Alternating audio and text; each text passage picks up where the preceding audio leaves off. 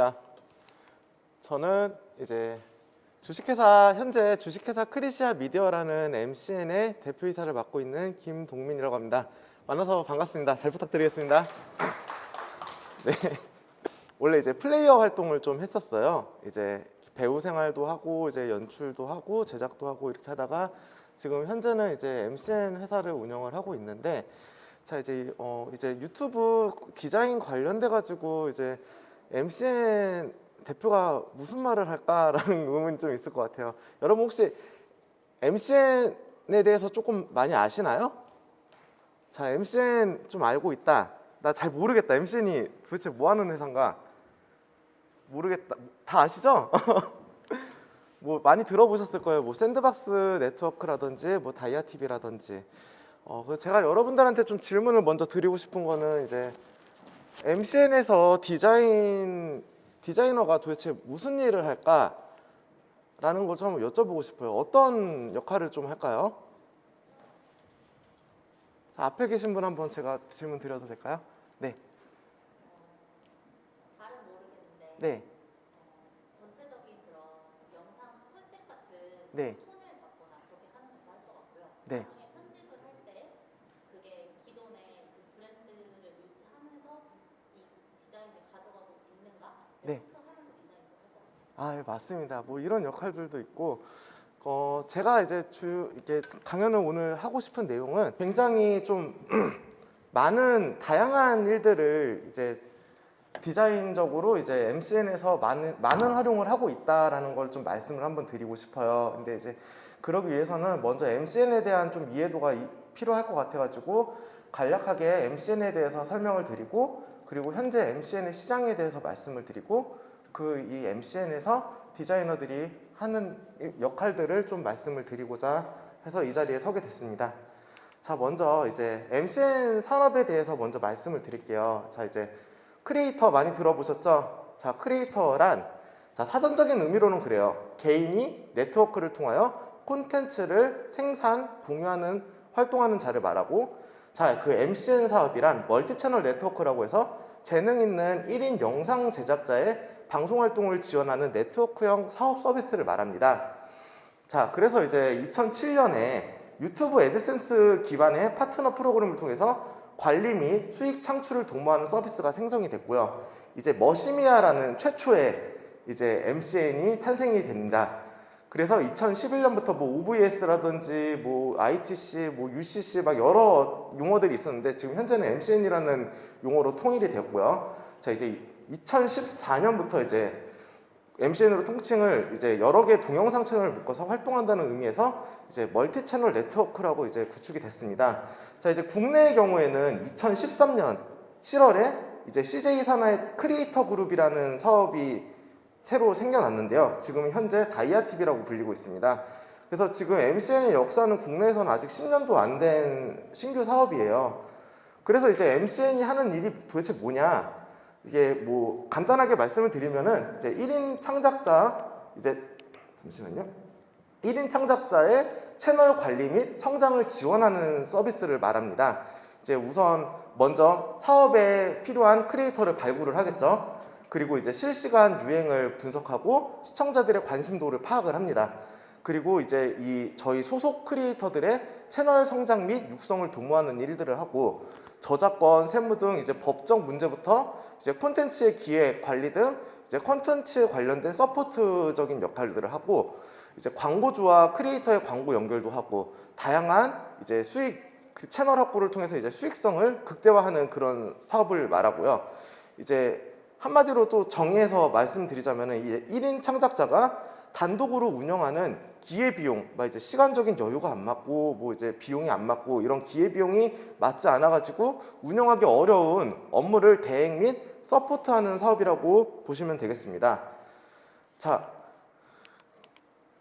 그래서 지금 이제 MCN 시장을 보시면은 전 세계적으로 TV 시청이 다 감소하고 이제 동영상 스트리밍 서비스 이용자 및 이용 시간이 증가하고 있어요.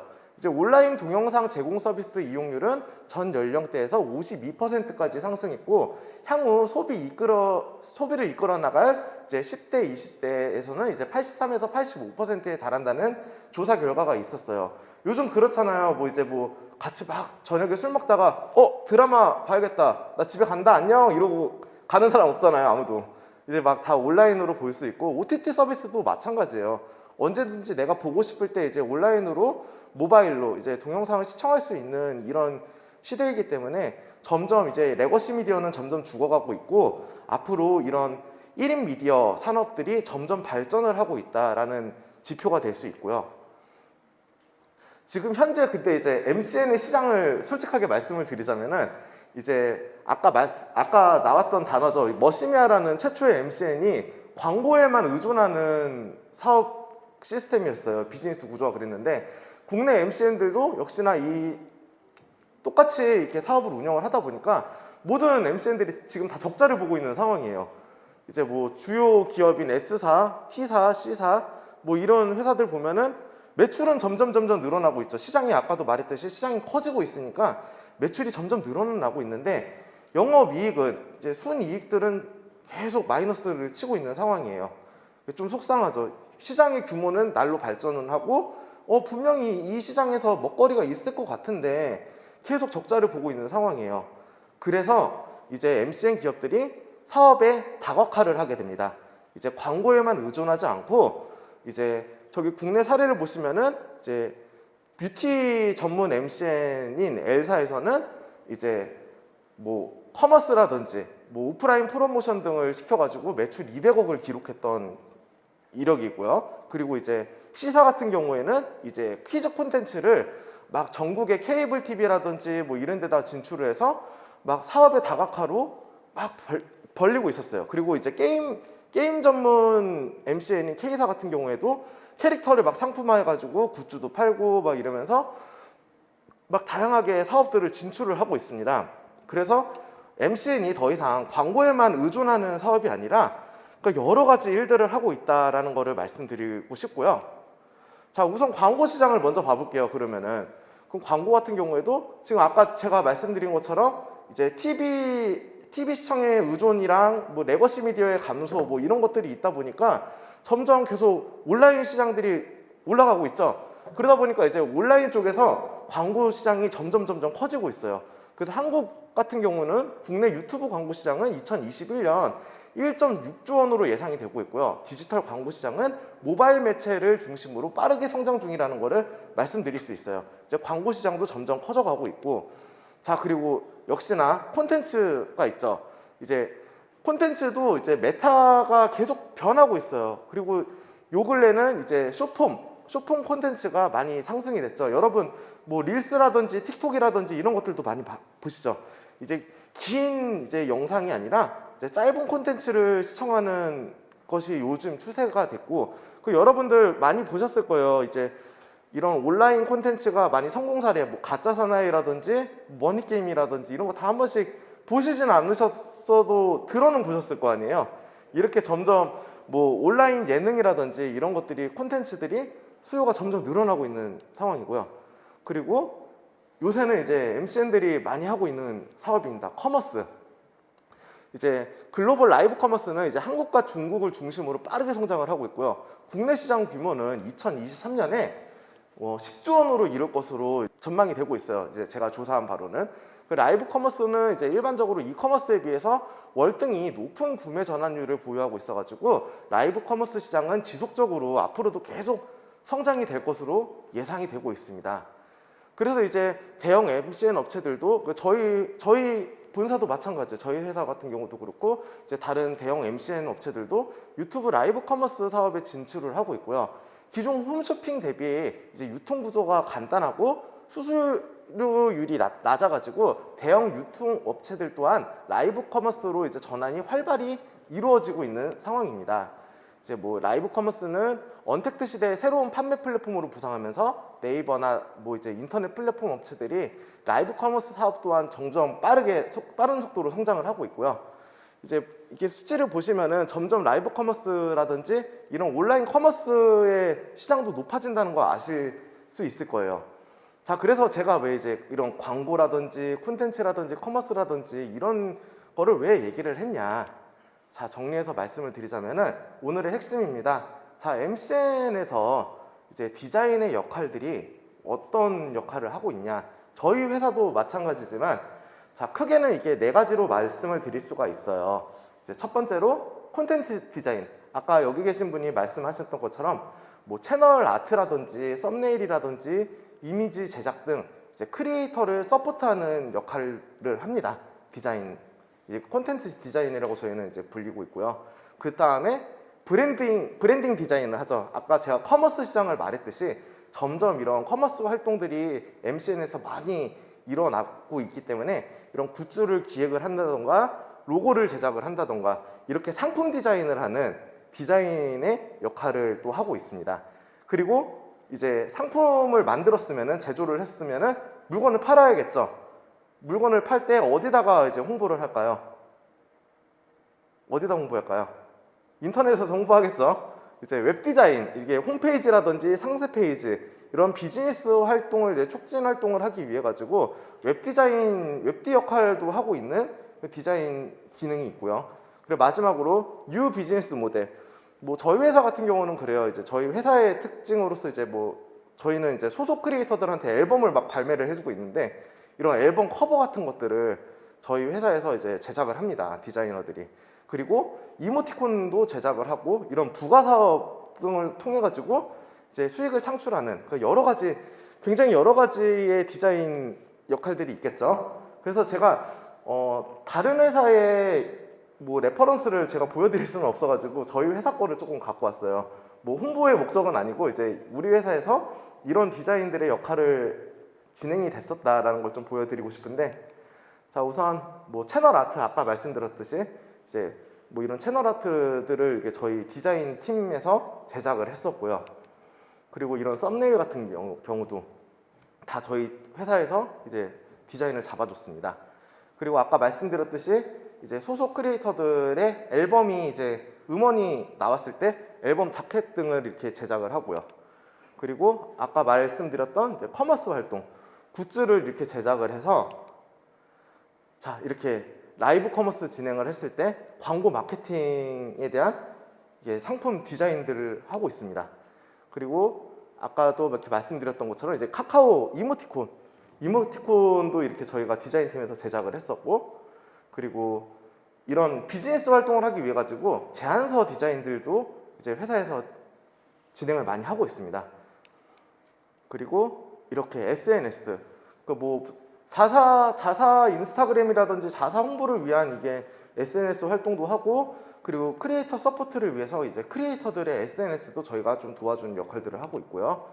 그리고 이렇게 일러스트 및 로고 뭐 이런 것들도 저희가 제작을 하고, 그리고 마지막으로 이제 자사 마케팅 사이트, 이런 웹사이트 디자인들도 저희 회사에서 이렇게 진행을 했습니다. 자, 뭐 제가 시간 관계상 이제 조금 짧게 말씀을 드리려고 하다 보니까 조금 좀 버벅거리는 부분이 없지 않아 있는데, MCN에서 대략적으로 어떤 디자인의 기능이 어떤 역할을 하고 있는지 좀 아시겠나요? 네, 그래서 이제 마지막으로 이제 여러분들의 이제 건강한 취업과 창업을 위한 그런 활동이 됐으면 하는 바람입니다. 이제 MCN에서도 디자인을 많이 필요로 하고 있다. 이게 제가 오늘 드리고 싶었던 주제였고요. 이제 뭐 앞으로 취업이라든지 창업이라든지 뭐 이런 것들을 고려했을 때 MCN에서는 이제 많은 디자이너들을 찾고 있으니 이제 언제든지 문을 두드리시면은 좋은 결과가 있을 거라고 바라보고 있습니다. 그 뭐 따로 궁금하신 사항이 있으면은 언제든지 이제 저한테 문의 주셔도 되고요. 앞으로 좋은 결과 있기를 이제 기도드리는 바입니다. 감사합니다.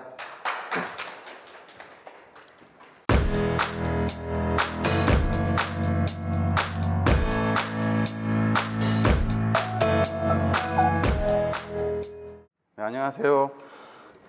네, 너무 딱딱하게 계셔가지고요. 토크 콘서트라고 해서 되게 편하게 해왔거든요. 그래서 대답을 좀 하실 수 있으면 해주시면 좋고요. 그냥 편하게 얘기하겠습니다. 네, 앞에서 준비를 너무 많이 해주셔가지고 제가 좀 쫄았습니다. 지금 와가지고. 네, 일단 저는 영상과 교수로 있고요. 그다음에 뭐 친구들 저희가 이제 1인 미디어 전공하는 친구들도 있고, 그다음에 이제 뭐 그 방송국 쪽으로도 많이 가고 이런 지금 저희가 이제 그 과거든요. 그래서 제가 거기서 수업을 하고 있습니다. 이제 오신 분들은 유튜브에 좀 관심이 있으셔서 오신 거예요? 1인 미디어 쪽에? 네. 네. 유튜브를 왜 하시려고 하는지 한번 여쭤보고 싶어요. 유튜브 왜 하시려고 하세요? 왜 없습니까? 그냥 돈 되니까? 뭐 그냥 원래 이거 좀 정답처럼 얘기하는 거 좀 잘난 척 하려고 하려면 원래 그런 얘기 많이 하잖아요. 뭐 방송국이 독점하고 있던 미디어를 핸드폰들로 다 하나씩 갖고 있고 미디어를 다 갖고 있으니까 그 미디어를 통해서 사람들한테 뭐 생각도 전달하고 뭐 이렇게 하려고요. 뭐 이렇게 어렵게 얘기하는데 이거 이렇게 얘기 잘 안 하잖아요. 솔직히 이렇게 가면 그죠? 편하게 하잖아요. 사람들한테 편하게 이제 물어보면 어르신들 물어보면은 야 그거 밥 먹고 얘기만 해도 돈 올려놓으면 돈 된다더라 이런 얘기 하시고 좀 젊은 사람들 같은 경우는 게임만 해도 돈 되는데요 막 이런 친구들도 있고요 그죠? 그래서 이거를 조금 바꿔서 그냥 다시 얘기를 하면 노래를 친구들이 부르고 싶어하는 친구들이 있어요. 그럼 얘기를 합니다. 와서 얘기를 해요. 예를 들어 노래를 부르고 싶습니다 그랬더니 제가 물어보죠. 왜 부르려고 그러는데? 그랬더니 그 친구가 얘기해요.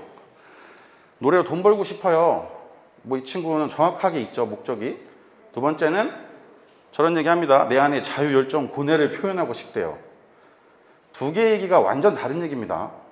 첫 번째는 돈을 벌고자 하는 목적이 있는 거고 두 번째는 취미에 대한 얘기하는 거예요. 이게 왜 중요하냐면 돈이냐 취미냐 이거의 싸움이 일단 걸린 거거든요. 유튜브를 뭐 하시거나 뭘 하실 때 돈을 버실 거면 시간을 내서 돈을 벌 수 있게 일을 하셔야 되고요. 취미로 하실 거면 시간을 더 내서 내가 좋아하는 거니까 재밌게 하셔야 됩니다. 이게 별거 아닌 것 같은데 오늘은 이쪽으로 얘기를 좀 하려고 합니다. 취미에 대해서 잠깐 얘기를 하면 이런 얘기를 하면 제가 학생들이랑 많이 이제 싸울 때가 뭐가 있냐면 너 그래서 1인 미디어 해서 뭐 하려고 어떻게 하려고 뭐가 좋은데 그러면 좋아하는 거 하다 보면 돈 될 거예요 이렇게 막연하게 얘기를 하거든요. 그런 경우는 아주 드물어요. 정말 그거는 행복한 소리고 대부분 돈을 벌기 위해서 할 때는 일을 진짜 열심히 합니다. 완전 힘들게 해요. 지금 이런 상황에서 만약에 돌아간다고 치면 취미라고 생각하는 건 전 이런 건데요. 돈 되려고 하지 않는 것들 이거 혹시 이거 다 모르실 나이들이라서 이거 게임기 아주 제가 중학교 고등학교 때 하던 거거든요. 이 게임기를 보시고 아 저거 있었지 하는 분들은 일단 연세가 조금 많이 되신 분들입니다. 이거 구할 수도 없어요 이거 요즘. 근데 저희 집에서는 부모님이 게임을 못하게 했어요. 한 번도 못하게 하니까 하고 싶어서 어떻게 하냐면 어머니가 아침에 새벽 예배를 갑니다. 그러면 그때 몰래 일어나서 게임을 30-40분 하고 쪽잠을 자고 학교를 가요. 되게 재밌었어요. 맨날 그게 즐겁고. 취미 이렇게 하는 게 취미예요. 그냥 재밌어서 미쳐서 하는 거. 돈 벌려고 하지 않잖아요 게임을. 그죠? 그냥 재밌어서 해야 됩니다. 이 얘기를 왜 드리냐면 유튜브 시작하시거나 아니면 하고 계신 분들은 미쳐서 재밌게 하셔야 돼요. 이게 미쳐서 재밌게 취미로 하시면 잘 될 수밖에 없는 게 뭐가 있냐면 나름 공부를 하게 되고요. 전문가가 됩니다. 그러면 어느새. 그리고 그 전문가가 되면 사람들이 따르게 되고 그 사람이 따르다 보면 뭐 좋아하는 얘기도 하게 되고 뭐 영향력들을 끼치게 되죠. 그리고 설사 뭐 싫어요가 막 찍혀도 별로 쫄지 않아요. 왜? 난 이게 재밌으니까. 이게 그렇게 돼야 되거든요. 아까 얘기해 준 그 얘기 두 가지 중에 취미로 가는 부분은 이런 부분을 얘기해 드리는 거고요. 근데 취미로 하기에는 요즘 상황이 녹록치가 않아요. 혹시 에사게이트라고 들어보셨어요? 처음 들어보셨어요? 안 들어보셨어요? 에사게이트가 뭐냐면 유튜브가 예전에 조회수로 먹고 살 때 이제 지금도 조회수로 먹고 살지만 그 옛날 환경처럼 요즘이 녹록하지가 않아졌어요. 그게 무슨 얘기냐? 저 엘사게이트라고 해서 엘사나 아니면 우리나라 그 뽀로로 가지고도 장난질을 했다 하더라고요. 그렇게 해서 저 캐릭터들을 가지고 검색만 많이 될 수 있게 해서 야한 영상을 만들거나 폭력적이거나 막 잔인한 영상들 있죠? 이런 걸 만들어서 올리기 시작한 거예요. 문제가 뭐냐? 성인들이 볼 수 있게 올렸으면 괜찮은데 이것들이 머리를 써가지고 애들 사이트에다가 올리기 시작했어요. 그러니까 애들이 A사로 근데 대표적으로 많이 사용된 게 A사예요. 그래서 A사를 이제 많이 들어가서 A사 게이트로 통칭이 됐고, 그런 이제 캐릭터들을 데려다가 아동이 볼 수 있는 데다 올려가지고 장난질을 자꾸 쳐서 유튜브 측에서 막기 시작합니다. 어떻게 막냐? 원래는 조회수가 10,000회만 넘으면 돈이 될 수 있게 해놨었어요, 예전에. 지금 여러분들이 보고 계신 유튜버들은 막 3년 전, 4년 전에 올리신 분들 있잖아요. 그분들 할 때는 괜찮았어요, 유튜브가. 그냥 뭐 좀 하면 돈 벌 수 있었어. 근데 요즘은 안 되는 이유가 뭐냐면, 저 4,000시간이랑 1,000명이라는 구독자 1,000명이 돼야 그때부터 광고를 받을 수 있는 자격을 줘요. 그러니까 지금 들어보면 와 너무 힘들어졌는데 빡센데 이렇게 생각하지 마시고, 무슨 얘기냐면 유튜브는 자기네가 이걸 더 발전시키기 위해서 정화시킬 수 있는 작업을 하기 시작하는 거예요. 그 작업을 하는 중에 하나가 뭐냐면 지금 얘기한 대로 저 4,000시간 1,000명이라는 숫자가 나온 겁니다. 이게 어떻게 나왔을까요? 걔네 맨날 데이터 돌리는 거예요. 우리가 알고 있는 법, 알고리즘으로 따져보니까 구독자가 한 1,000명쯤 되면 사람들이 잘 포기를 안 해. 영상을 계속 만들어 올려, 구독자가 한 1,000명 되는 애들은. 그리고 4,000시간 정도의 시간이 나오는 채널은 봤을 때 영상 퀄리티가 그렇게 후지지 않아. 후지지 않다는 건 무슨 얘기냐면, 아까 얘기한 대로 막 저질스럽거나 막 야한 영상이거나 이런 식으로 올리는 게 아니라 각자 나름대로의 컨텐츠가 있어. 그렇게 있을 때 4,000시간 정도 1,000명 됐을 때 유튜브가 판단했을 때는 얘네들이 그래도 건전한 컨텐츠를 만드는 크리에이터라고 얘기를 해서 저 기준을 세운 겁니다. 지금 얘기를 해드리는 이 방법이 왜 얘기해드리냐면, 취미가 아니라 돈을 버실 거면 전략적으로 좀 가셔야 돼요. 그 전략이 뭐냐면 이제 이런 겁니다.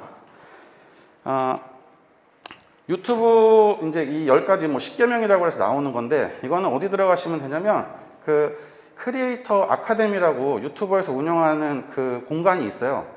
거기로 들어가면 요 정도를 지키면 그래도 괜찮아 라고 하는 방법들이거든요. 근데 얘는 그냥 쉽게 찾으실 수 있으니까 보시면 되고, 여기 있는 것들이 뭐 보면 대부분 디자인 관련이나 뭐 이쪽 마케팅 쪽을 좀 원하시는 분들인가요? 아닌가요? 맞아요. 내용들 보시면 그냥 그쪽 분야에 계시면 그냥 밥 먹으면 배불러요 뭐 이런 얘기예요. 그냥 뻔한 얘기예요. 근데 이거를 따라야 되는 이유가 뭘까요? 얘네들이 이걸 제시하는 이유가 뭐겠습니까? 알고리즘을 저런 식으로 짠다는 거예요. 그러니까 자기네들의 기준을 주는 거예요. 그러니까 그냥 우리가 알고 있는 별거 아닌 얘기 같은데, 저 얘기 자체가 저렇게 들어왔을 때 우리가 너를 상위 노출시켜 줄게, 네가 하는 거에서 저기서 맞춰줄게 라고 얘기를 하는 거예요. 그러면 제가 지금 얘기하는 건 콘텐츠 기획에 대한 거 이런 게 아니라 우리가 그걸 어떻게 올리고 했을 때 상위 노출을 시키고 이런 거에 대한 얘기를 하는 겁니다. 왜냐하면 유튜브가 얘기하는 건 콘텐츠는 니들이 만들어, 그리고 이 조건 안에 있으면 우리가 올려줄게, 이 얘기하는 거예요.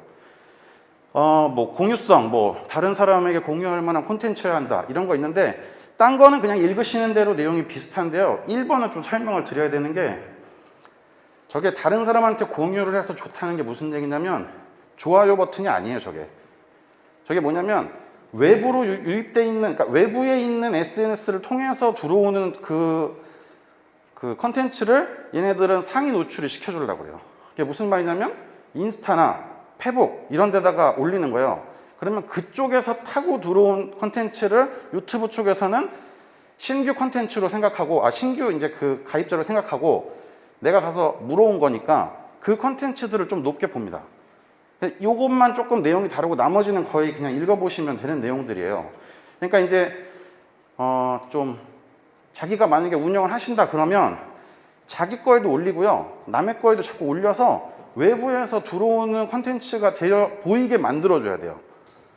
그래서 내 친구들이 와서 좋아요 누르는 거는 별로 의미가 없고, 저쪽 새로운 신규 콘텐츠를 타고 들어오는 사람들, 그쪽을 좀 유입을 할 수 있게 하시는 게 얘네가 얘기하는 공유성입니다. 저 공유성을 잘못 읽으면 그냥 시청자가 다른 사람에게 공유할 만한 콘텐츠여야 돼 이렇게 하면 뭐 그냥 재밌는 거야 돼 이런 얘기 하는데, 그 개념이 아니고 그런 얘기들입니다. 뭐 나머지들은 비슷비슷하고요. 그래서 잠깐 얘기를 한번 하려고 합니다. 그 유튜브는 알고리즘을 2가지 목표로 일단 잡고 있어요. 그래서 장단점이 있는데 장점은 뭐냐면 내가 찾고 싶은 거 정확하게 찾아주는 거. 두 번째는 사람들이 계속 보게 하는 거. 장점은 얘가 날 알아. 내가 저번에 스포츠를 봤더니 오늘 들어갔더니 딴 스포츠를 보여주네. 얘가 날 이해하는 것 같아. 그래서 들어가면 계속 보게 됩니다. 그래서 장점이자 단점이죠. 단점이 뭡니까?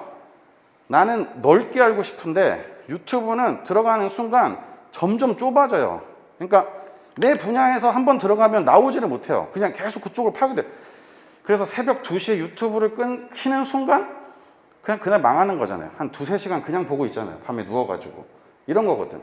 그래서 요 개념들을 여러분들이 좀 아셔야 돼서 지금 얘기를 드리는 겁니다. 근데 여기서 검색이 잘 되려면 여러 가지가 있어요. 뭐 검색 연관성 같은 거는 뭐 앞쪽에 가장 강력한 키워드를 넣어야 된다든지 아니면 뭐 지금 내가 만든 컨텐츠가 그 밑에 설명 같은 것들이 걔네들이 검색할 때 맞는 것들이 나와야 된다든지 아니면 뭐 좋아요가 많이 붙어서 그 상위를 노출시킨다든지 이런 거 얘기를 하는데 뭐 알고리즘 얘기를 잠깐 해드리면 여러 가지 방법이 있지만 알고리즘에 좀 상위권으로 처음에 올라가시는 것들은 지금 다 채널도 시작하셨어요?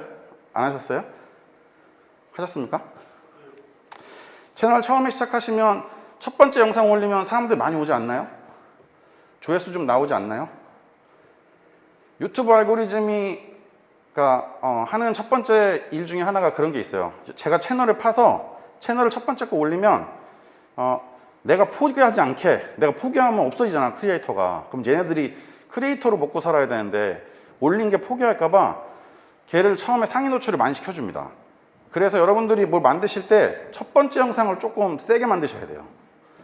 뭐 그런 것들 그 알고리즘이 나오는 것들이 있어요. 이거는 뭐 나중에 또 검색 한번 해보시면 여러 가지 나오니까 이런 것들 위주로 찾아보시면 뭐 그 다음에 뭐죠 그 구독자가 100명 됐을 때 그 다음에 200명, 500명, 1000명 됐을 때 걔네들이 또 한 번씩 상위권으로 팍팍 올려줘요. 뭐 이런 것들 그 알고리즘을 좀 알고 있으면 그때 대비해 가지고 칠 수 있는 것들이 좀 있거든요. 그러니까 그런 것들은 컨텐츠를 떠나서 좀 공부를 하셔야 됩니다. 그래서 지금 얘기를 드릴 거는 오늘은 사실 뭐 이런 기술적인 것들은 찾아보면 좀 나오는 거니까 좀 뭐를 얘기를 해드리고 싶냐면 이 좋아요를 받을 때 쓰는 방법들이 저희들이 제가 생각할 때는 아까 있는 것 중에 한 4가지 정도 되는 것 같더라고요. 근데 뭐 엄청 중요한 거 아니고요. 대화, 상호작용, 타겟팅, 접근성 이거 그냥 묶어서 얘기하면 그냥 하나로 얘기할 수 있는데 이겁니다. 채널 전문성이랑 일관성 있는 거. 그래서 제가 여기서 얘기하는 컨셉은 여러분들이 뭘 만들고 싶다의 컨셉이 아니고요. 이거를 어떤 식으로 사람들한테 관계를 맺고 다가갈지에 대한 브랜딩에 대한 얘기를 좀 해야 될 것 같아서요. 이제 채널들 파시면 뭘 하실지는 각자 잘 정하셔야 되잖아요. 그 중에 하나가 뭐냐면 지치지 않을 컨텐츠를 만드셔야 돼요. 그게 뭔 말이냐면 내가 이거를 밤새 공부해도 괜찮은 거, 내가 이거를 맨날 봐도 안 힘든 거, 이런 걸 하셔야 돼요. 그래서 뭐 요즘은 들어가 보면 옛날에는 막 야동 얘기하면 막 큰일 나는 줄 아는데 야동을 전문적으로 판다든지 그 다음에 음식 얘기하면 음식에 대해서도 만드는 것뿐만 아니라 재료를 전문적으로 판다든지 약 같은 거를 먹으면 되는 약 안 되는 거를 약사가 막 전문적으로 파서 얘기해 준다든지 이런 식으로 어떤 거 자기들이 얘기할 때 지치지 않는 것들에 대해서 좀 준비를 하셔야 된다 이겁니다. 네, 그래서 브랜딩에 대한 얘기를 잠깐 관계 맺는 거에서 좀 얘기를 하려고 합니다. 준비를 하시거나 지금 만약에 내가 좀 문제가 있다 하면 저 밑에 3가지 정도의 컨셉으로 좀 잡으시면 어떤가 싶은 거예요. 일단 여러분들이 그 구독을 하는 자기들의 그 구독 리스트를 보면 일반적으로 밑에 3가지 정도로 나눠집니다. 일단 선생님 같은 채널, 무슨 얘기냐면 정보를 많이 얻어요. 가면 그 사람이 완전 그쪽에 대가라고 느껴지는 사람들이 있어요. 뭐 예를 들어 아까 얘기했지만 음식 채널 같은 경우는 백종원 있을 거고, 그죠? 그 다음에 뭐 운동 채널 같은 경우는 뭐 운동에 관련된 분 있고 이런 식으로 있잖아요. 김계란 같은 경우도 처음에는 재밌는 영상으로 갔다가 그게 그 사람의 목적이 아니라 정보를 주는 쪽으로 해가지고 지금 제가 얘기한 케이스에서 조금 다르게 2가지를 다 거긴 좀 파는 스타일이고, 그래서 그런 식으로 지금 정해진 대로 저렇게 갑니다. 그러니까 자기가 지금 컨텐츠를 만드실 때 어떻게 줄지를 고민하셔야 돼요. 그 다음에 두 번째는 어떤 게 있냐면 친구 같은 컨텐츠가 있습니다. 그냥 들어갔을 때 고민하지 않고 그냥 걔가 하는 거 봤더니 이해가 되는 거. 뭐 이말년이라든지 이런 사이트들 들어가 보면, 채널 같은 거 들어가 보면 걔네들 얘기하는 게 그냥 친구들이 고민 털듯이 얘기하는 거 있잖아요. 공감대를 형성해서 어떤 얘기를 하면 피드백을 내가 그냥 할 수 있는 것들. 그 다음에 세 번째는 이성 아이돌 같은 얘기를 무슨 얘기라고 하냐면 본 적은 없는데 실제로 내가 본 적 없지만 들어갔더니 볼 수 있는 것들. 그래서 내 여자친구 같은 이 사람을 봤더니 너무 좋아 그냥 그런 거. 아니면 이 남자를 봤더니 너무 좋아. 걔가 뭐 특별한 게 없지만 외모로 그냥 돼. 이런 것들. 그래서 연예인들이 나오는 것들은 일반적으로 그 팬덤이 있어서 구독자가 어느 정도 무조건 올라와요. 근데 우리가 마지막 경우는 우리 경우가 아니니까 첫 번째나 두 번째 같은 경우로 일반적으로 만들다는 거죠. 첫 번째 뭐 정보를 확실하게 줘서 내가 대가 같은 느낌을 주던가 아니면 친구 같은 걸로 다가가서 그 사람들한테 공감대를 형성할 수 있던가 요 개념들로 좀 잡아주라고 얘기를 드리고 싶은 겁니다. 채널 운영을 하시다 보면 그 고민이 많으실 거예요. 지금 이런 부분 때문에. 왜냐면 뭘 해도 올라가지도 않고 들어왔는데 답도 없고 막 이런 것들이 있거든요. 그래서 이런 부분을 한번 고민해 보시면 어떨까 싶습니다. 그래서 뭐 요 10가지를 조금 한번 나중에라도 한번 다시 보시면서 고민을 좀 해보시면 좋겠습니다. 일단 그래서 제가 얘기를 좀 드리는 거에서는 대부분 채널들이 재밌어요. 각자가 하면. 근데 그거에서 지금 얘기 드린 대로 어떤 거를 줄 건지를 아니면 어떻게 다가갈지를 컨텐츠 만드시는 거야 뭐 여러 가지 있잖아요. 뭐 자기들이 주고 싶은 거 나만의 노하우라든지 하는데 노하우 박스가 아닌 이상 노하우가 한두 개밖에 나갈 수가 없어요. 맨날 노하우를 찾을 수도 없는 거고. 그러니까 자기가 질리지 않는 걸로 어떻게 다가갔을 때 그 사람들이 공감대를 형성할 수 있는지에 대해서 조금 준비를 많이 하셔야겠다 이거죠. 어차피 여기 연예인급으로 사람들이 날 봤을 때 외모만으로 구독을 눌러주기가 쉽지가 않잖아요. 현실적으로. 그런 게 아니라면 아까 얘기한 대로 선생이라든지 아니면 내가 정보를 주는 쪽 아니면 친구처럼 다가가서 그쪽 친구들하고 얘기가 될 수 있게 좀 가셨으면 좋겠습니다. 저는 진짜 100% 취미로 운영하는 채널이거든요. 그래서 저도 이제 교수 있지만 저희 졸업생 중에 좀 친한 애들이 있어요. 나이 먹은 애들. 근데 걔네들이랑 맨날 술을 먹는데 이제 어느 날 맨날 술을 먹다 보니까 갑자기 우리 너무 발전적이지가 않다. 배우기의 영상이고 그래서 우리 술 먹을 때 재밌는 얘기 많이 하니까 그 컨셉으로 한번 가보자 이런 얘기를 해서 채널 2개를 운영합니다. 왼쪽은 부끄러운 형들이라고 그냥 우리끼리 공부 안 하고요. 그냥 모여서 정치 얘기도 하고 만약에 뭐 이성 얘기도 하고 술 얘기도 하고 해서 그냥 개판으로 노는 거예요. 그냥. 그리고 오른쪽은 음식 리뷰라고 해서 여러분들이 모르거나 아니면 뭐 알 수도 있는 그런 집들 유명한 집들을 다니면서 음식을 먹고 남기는 겁니다. 아까 얘기 드린 두 채널로 저희는 일단 시작을 했어요. 왜 그러냐면 왼쪽은 아까 얘기 대로 친구들이 수다 떠는 것처럼 오른쪽은 정보 위주로 주는 것처럼 이쪽으로 갔습니다. 근데 재밌는 건 운영을 하니까 왼쪽 같은 경우는 주제를 잘 만나니까요 막 올라가요. 터지는 게. 그러니까 저희가 두 번째, 세 번째 올린 영상이 뭐 한 일주일도 안 됐는데 막 5만, 7만씩 막 찍으니까 이게 고민이 막 되는 거예요. 고민이 왜 되냐면 그때 GS 논란이 한창 나왔을 때 디자이너들 입장에서 그걸 갖고 한번 얘기를 해봤거든요. 제가 이 얘기를 왜 지금 하냐면 저 5번에 있는 타겟팅을 좀 얘기를 드리려고 하는 거예요. 설정을 잘 하셔야 됩니다. 이게 굉장히 딜레마로 오는 게 뭐가 있냐면 조회수가 막 터지기 시작하니까 이쪽으로 잡아야 되나? 이 생각이 막 터지는 거예요. 그냥 우리는 그렇게 정치적이거나 뭐 한쪽 얘기를 하려는 게 아니라 여러 사람이 모여서 술 한 잔씩 하면서 하는 얘기를 하려고 했는데 딴 건 안 되는데 그게 되기 시작하니까 타겟팅을 잘 잡으셔야 돼요. 처음에. 저희는 그래서 그게 그렇게 잘 될지 모르고 했는데 뭐 그 다음 것들은 안 되는 것도 있고 잘 되는 것도 있어요. 지금 얘기 드린 타겟팅을 잘 잡아서 초창기에 시작하실 때 내가 원하는 사람들한테 줄 수 있는 거를 한두 개, 두세 개 올릴 때까지는 명확하게 하셔야 아마 타겟팅이 사람들이 헷갈리지 않고 들어오실 겁니다. 그리고 오른쪽 거는 음식 먹는 것도 이제 맨날 먹으러 다니니까 술 먹으러 다니면 맨날 먹잖아요. 안주를 바뀌니까 맛있는 거 찾아다니니까 그걸 해서 올려봤는데 쟤는 일단 그냥 뒀었어요. 왜냐하면 저희가 신경도 안 쓰고 쟤는 그냥 한번 더 보자고 뒀더니 구독자는 안 느는데 조회수가 엄청 나와요, 저거는. 그래서 아까 얘기한 4,000시간, 1,000구독자가 안 돼서 쟤는 돈이 안 되는 채널이에요, 아직은. 한 250명, 300명밖에 안 되는데 시작한 지가 얼마 안 됐으니까요.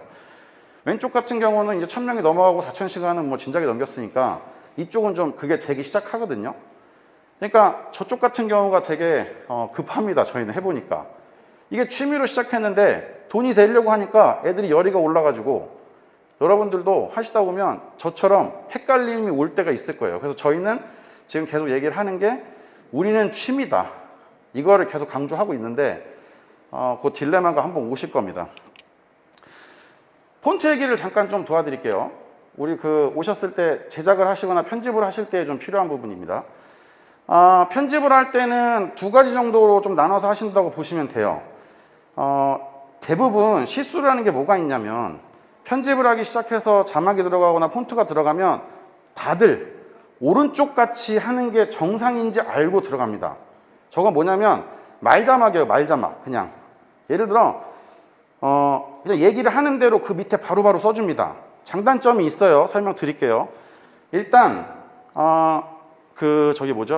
말자막으로 쓰는 이유는 우리나라 예능이 처음 나오기 전에 일본에서 저거는 먼저 테스트가 된 건데요. 코미디 같은 거를 볼 때 자막으로 나오잖아요. 그러면 사람들이 훨씬 더 이해를 빨리 해서 재미를 훨씬 더 많이 느껴요.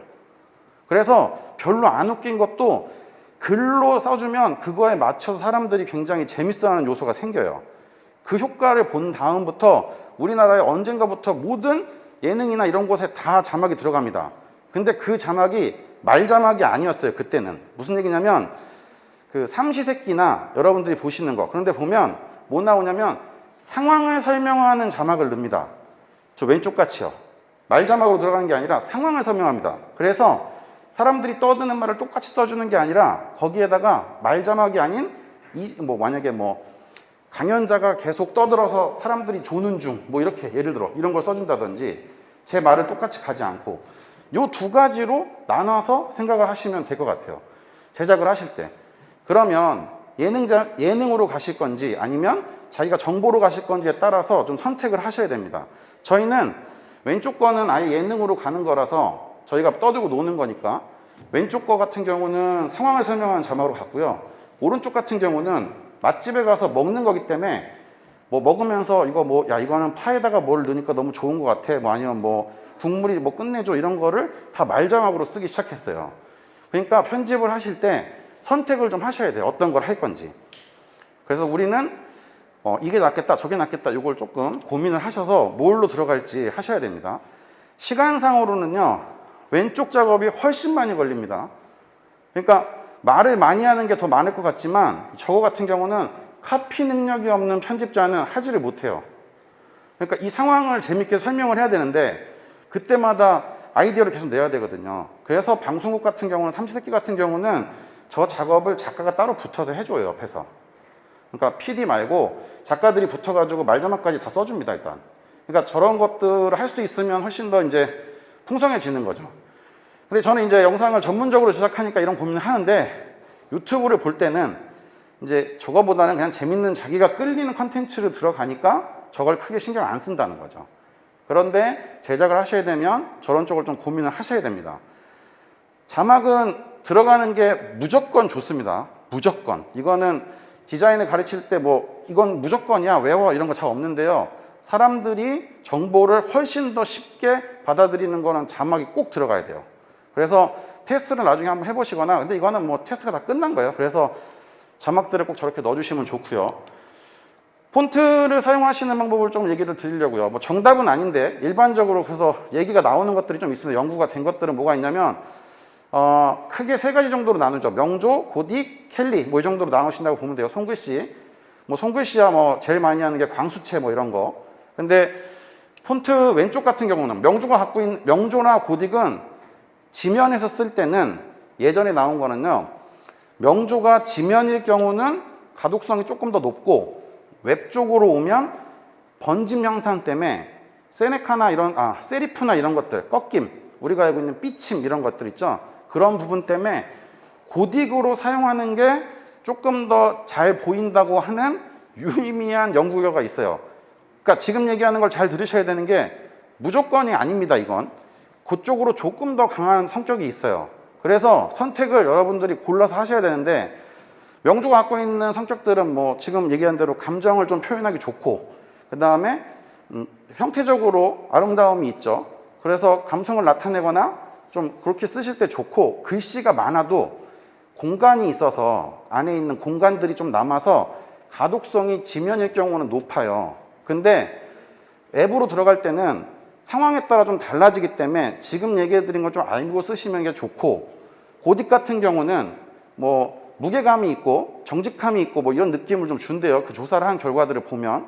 그래서 쓰시는데, 지면일 경우는 잘못 쓰면 뭉쳐 보이는 경우가 있는데, 고딕으로 앱 쪽이나 영상을 만드실 때는 번짐 현상이 적어서 획이나 이런 것들 때문에 고딕을 많이 사용합니다.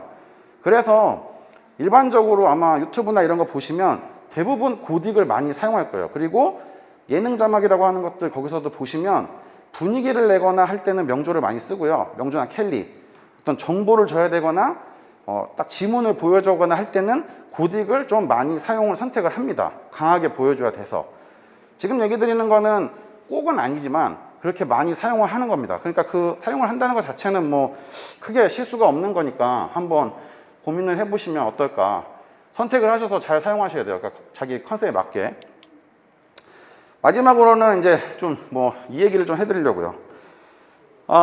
자기 분리화라는 게 무슨 얘기를 하려고 하냐면, 유튜브를 하다 보면 아까 얘기한 대로 저희도 그 GS 논란 여성 혐오 했더니, 여성 혐오에 대해서 어떻게 생각을 했더니 일베 쪽 친구들 같고요. 그 다음에 그쪽을 아주 강한 친구들이 엄청나게 들어와서 조회수가 올라갔어요.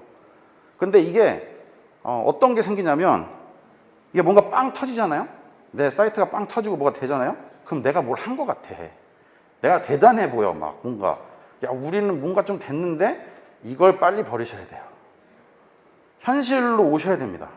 그러니까 이 유튜브라는 게 다들 사랑받고 싶잖아요. 사람들은 누군가 날 좋아해주고 사랑해주면 이게 살짝 맛이 가게 돼요. 이게 어쩔 수가 없어.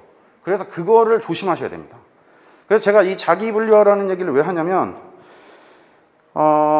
올라갔을 땐 뭐 그렇다 치는데 조회수가 확 올라갔다가 떨어지기 시작하잖아요. 그러면 내가 잘못된 것 같아. 아니면 내 자존감이 무너지는 것 같아. 그래서 하는 짓이 뭐예요? 이상한 영상들을 찍기 시작합니다. 자극적인. 조회수를 올리기 위한. 그러면 채널은 망하는 것뿐만 아니라 자신이 망가져요. 그래서 자기를 다스릴 수 있게, 자기를 지금 여기서는 유튜브 상에 있는 공간과 내가 현재에서 있는 거를 조금 고민을 하셔야 될 것 같아요. 그게 아마 하시다 보면 좀 되기 시작하면 아마 헷갈리는 시점이 오실 거고, 그러면 그때 나는 유튜브랑은 다른 사람이든지 아니면 같은 공간이 아니니까 이거는 좀 떨어뜨려서 생각을 하실 수 있는 방법을 찾으셔야 됩니다. 마지막으로 저 하이퍼 리얼리즘 얘기만 좀 한번 하고 끝낼게요. 정중환 씨라고 작가신데요. 하이퍼 리얼리즘을 얘기를 많이 하고 다니시거든요.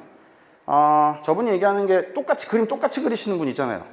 사실 극사실주의처럼 그림 똑같이 그리시는 분인데, 지금 아까 얘기한 자기 분리화와 이 얘기를 왜 해드리려고 하냐면, 이런 겁니다. 그분이 얘기하는 거, 그분 말을 빌리면, 우리가 만약에 여자친구랑 같이 커피숍에 갔어요. 분위기가 너무 이뻐. 그래서 이거를 기억하려고 찍어서 SNS에 올렸어요. 근데 SNS에 올렸는데 이게 사랑받기 시작하고 잘 되기 시작하잖아요. 그럼 뭘 하냐면 SNS에 찍으려고 카페를 찾아다닌다니까요. 바뀌면 안 된다고요.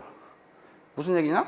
내가 있어야 돼, 내가. 그래서 자기 자존감을 찾으시고, 자기가 현실에서 존재하는 거랑 유튜브라는 목줄에 껴가지고 좋아요, 구독, 뭐 댓글 이런 늪에 빠져가지고 자기를 버리지 말고 유튜브를 잘 이용하시는 크리에이터가 되셨으면 좋겠습니다. 네, 이상입니다.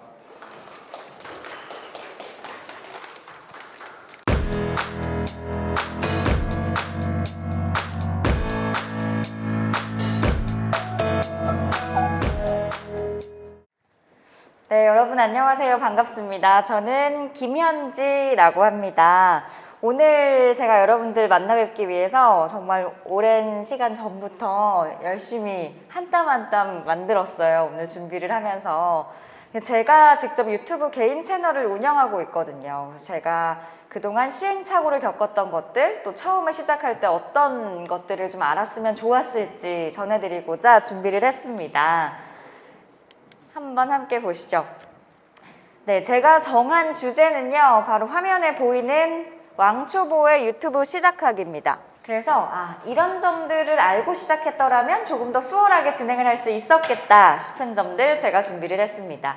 네, 먼저 다시 한번 인사드리겠습니다. 저는 아나운서 김현주입니다. 반갑습니다. 네, 특히 저는 최근 작년이죠. TJB 대전 방송에서 계속 이제 뉴스를 진행하고 있어서 대전에 대한 애착이 정말 강하고 또 이렇게 찾아뵙게 되어서 너무나 반가운 마음이거든요. 제가 방송 활동을 하면서 회사에서 회사 유튜브도 하고 또 제 개인 채널도 함께 운영을 하면서 겪었던 노하우들을 한번 말씀해 드리도록 하겠습니다. 저는 먼저 이 질문에 대한 대답을 꼭 여러분들께서 꼭 생각하고 가셨으면 좋겠어요. 왜냐면 저 같은 경우에는 사실 부끄러운 얘기이기도 한데 저는 우연히 크리에이터를 시작하게 됐어요. 그 아무 노래 챌린지 기억하세요? 왜들그리 다운돼 있어. 그거 막 춤췄잖아요. 근데 저도 그냥 방송국에서 춤을 췄어요. 근데 그 콘텐츠를 올렸는데 올리자마자 30만의 뷰가 되더니 점점점 올라가더니 129만 뷰까지 간 거예요. 그러니까 저 같은 케이스는 운이 좋았던 케이스죠. 그렇죠? 시대의 흐름을 잘 타고 운이 정말 좋아서 엉겁결에 시작을 했는데 처음은 좋았으나 이게 정말 쉽지 않더라고요. 대박의 기회가 찾아왔음에도 불구하고 그 채널을 유지하고 콘텐츠를 기획하고 어떤 채널로 만들어갈까에 대한 고민이 없었기 때문에 저는 좀 쉽지 않은 과정들을 겪었던 것도 사실이거든요. 그래서 여러분들께서 크리에이터를 꿈꾸신다면 1인 미디어 채널을 운영하고 싶으시다면 저같이 시작하시기보다는 좀 더 꿀팁을 가지고 좀 더 차근차근 시작하셨으면 좋겠다 하는 바람이 있습니다. 그래서 이 질문에 꼭 스스로 한번 물어보시고 대답해 보시는 시간을 가져보시는 게 좋을 것 같아요. 분명한 목적을 설정하시는 게 가장 첫 번째로 중요하다, 이 말씀 드리고 싶습니다. 자, 1인 크리에이터가 매력적인 이유 뭐가 있을까요? 뭐 여러 가지가 있겠지만 저는 크게 이렇게 나눠봤어요. 우선 누구나 할 수 있다. 요즘 뭐 자기 PR 시대죠. 개성 시대고 1살부터 100살까지 누구나 주인공이 될 수 있잖아요. 사실 저는 감동을 받은 게 그 박막래 할머니 혹시 아세요? 저의 대학교 동기예요. 그 PD가. 그래서 그 친구를 보면서 너무 느끼는 게 진짜 할머니가 콘텐츠를 진행하시리라고는 상상도 못했는데 누구나 할 수 있게끔 정말 열린 마음으로 진행을 하는구나 라는 마음에 감동을 받았고 진짜 100살이 될 때까지 누구든 접근할 수 있겠구나 라는 마음이 들어서 누구나 할 수 있다 라는 자신감을 길러줄 수 있고 또 두 번째는 쉬운 접근성이라고 생각을 해요. 카메라만 있다면 사실 처음 시작하는 건 어렵지 않잖아요. 언제 어디서든 촬영해서 올릴 수 있다는 점이 참 매력적으로 다가오지 않나, 그런 점에서 여러분들도 관심이 있으시지 않은가 싶습니다. 그리고 더 좋은 이유는 이거죠. 나만의 콘텐츠로 수익까지 창출할 수 있다. 우리 다 큰 목적은 이거잖아요. 수익, 기왕이면 돈도 많이 벌 수 있으면 좋죠. 내가 좋아하는 일 하면서. 이런 이유들로 하고 있고, 또 요즘에는 사실 이 영향을 참 많이 본 것 같아요. 코로나로 인해서 집콕 생활을 많이 하다 보면 나가지도 못하고 유튜브를 많이 접하게 되고 또 직접 제작까지 해볼까 하는 분들이 많아지면서 이미 포화 상태라고는 하지만 지금 시작하기에도 늦지 않지 않았나, 이런 생각이 듭니다. 자, 그럼 본격적으로 지금부터 유튜브 시작 전 미리 알았으면 좋았을 꿀팁 12가지를 시작하도록 하겠습니다. 제가 이것도 한 땀 한 땀 정말 다 옮기고 색깔 정해가지고 배치를 했어요. 근데 약간 유아틱해서 좀 죄송한 마음은 있는데 그래도 예쁘게 봐주셨으면 감사하겠습니다. 첫 번째는요, 채널명 채널보드고요. 두 번째는 촬영 장비, 세 번째 콘텐츠, 네 번째 지속성, 다섯 번째 영상 길이, 여섯 번째 이제 편집, 일곱 번째 썸네일 제목, 여덟 번째 키워드 태그, 아홉 번째 수익, 10번째 광고, 11번째 저작권, 12번째 알고리즘 이렇게 정리를 했습니다. 제가 가장 시행착오를 많이 겪었던 것들을 정리하다 보니까 12가지가 됐고요. 길게는 안 하고 간략간략하게 포인트만 제가 짚어드리도록 하겠습니다. 자, 먼저 첫 번째, 채널명과 채널 아트입니다. 채널명과 채널 아트는 왜 중요할까요? 바로 내 채널의 얼굴이기 때문이죠. 그러니까 문패, 집 앞에 붙어있는 문패 이렇게 볼 수 있는데 내 채널은 어떤 채널인가 딱 봤을 때 이 채널은 무슨 채널이지? 라고 알 수 있게끔 채널명과 채널 아트를 꾸며주시는 게 가장 중요합니다. 이게 저의 채널인데요. 저는 아까 말씀드렸잖아요. 전 기획 없이 막 시작했다고. 그래서 뭐 하는 채널인지 잘 모르겠죠. 그래서 이거는 제가 좀 아쉬움이 있는 채널이긴 해요. 채널 아트는 이렇게 위에 큰 배너로 있는 거고 채널명은 아래 이 채널의 특징을 보여줄 수 있게끔 설정을 해주시는 게 좋은데 제가 유튜브를 공부하다 보니까요. 처음에 시작하시는 분들은 이 채널명을 쓰고 간략하게 땡땡하고 아주 키포인트, 핵심어만 어떤 채널인지 알 수 있게끔 단어를 써주시는 게 좋다고 하더라고요. 예를 들어서 김현지 TV, 땡땡, 브이로그, 아나운서의 일상 이런 식으로 핵심어를 땡땡 해서 모든 구독자들이 처음 왔을 때 대충 어떤 채널인지 알게끔 그렇게 정보를 제시해 주는 것도 매우 중요하다고 제가 공부를 했습니다. 자, 채널 아트 설정에 들어가시면 이렇게 모든 기기에 최적화된 이미지가 표시되도록 사이즈를 맞춰달라고 하는 안내 문구가 떠요. 저는 사실 설정을 할 때 이게 뭐가 그렇게 중요한가? 라는 생각을 했는데 이것들을 꼭 유심히 보셔야 하는 이유가 있습니다. 사실 우리 유튜브를 볼 때 기기를 다 다르게 보잖아요. 뭐 TV로 보시는 분들도 있을 거고 우리 모바일 휴대폰으로 보시는 분도 계실 거고 데스크탑으로 보시는 분들도 계실 텐데 이 좀 전에 보여드렸던 채널 아트가 각 기기에 따라서 다 다르게 배치가 되더라고요. 그래서 잘못하면은 모바일에서는 이미지가 잘리고 그런 경우도 있기 때문에 각 기기에 맞춰서 사이즈, 해상도를 잘 따지셔서 한눈에 보기 쉽게 이 채널은 어떤 특성을 가지고 있는지 두드러지게 보일 수 있게끔 디자인하시는 게 중요하지 않을까 강조드리고 싶습니다. 네, 채널명, 채널 아트에 대해서 간략하게 만나봤고요. 두 번째는 촬영 장비입니다. 촬영 장비가 좋을수록 조회수가 잘 나올까요? 구독자가 많을까요? 저는 이거는 뭐 비례하지는 않는다고 생각을 해요. 하지만 뭐 고퀄리티 그리고 좋은 장비가 필요한 콘텐츠가 있다면 반드시 필요한 건 맞겠죠. 하지만 저는 그렇게 꼭 인과성을 띠는 관계는 아니다라는 말씀을 드리고 싶고요. 촬영 장비로서 가장 필요한 점이 있다면 기본적으로 카메라, 조명, 마이크가 있을 텐데요. 저는 처음에는 저비용 고효율로 시작하시는 걸 추천드립니다. 사실 콘텐츠에 따라서 뭐 음식을 잘 표현을 해야 한다든지 아니면 풍경을 찍는 콘텐츠를 하시는 분들은 카메라가 중요하겠죠. 그런 분들이라면 카메라에 투자를 하셔도 되지만 이게 금전적으로 손실이 오기 시작하면은 유튜브 채널을 운영하는 데 있어서 약간의 타격도 오고 금방 지치기 마련이고 우리가 수익을 벌기 위해서 열심히 하는 건데 그 부분에서 약간 타격이 오더라고요.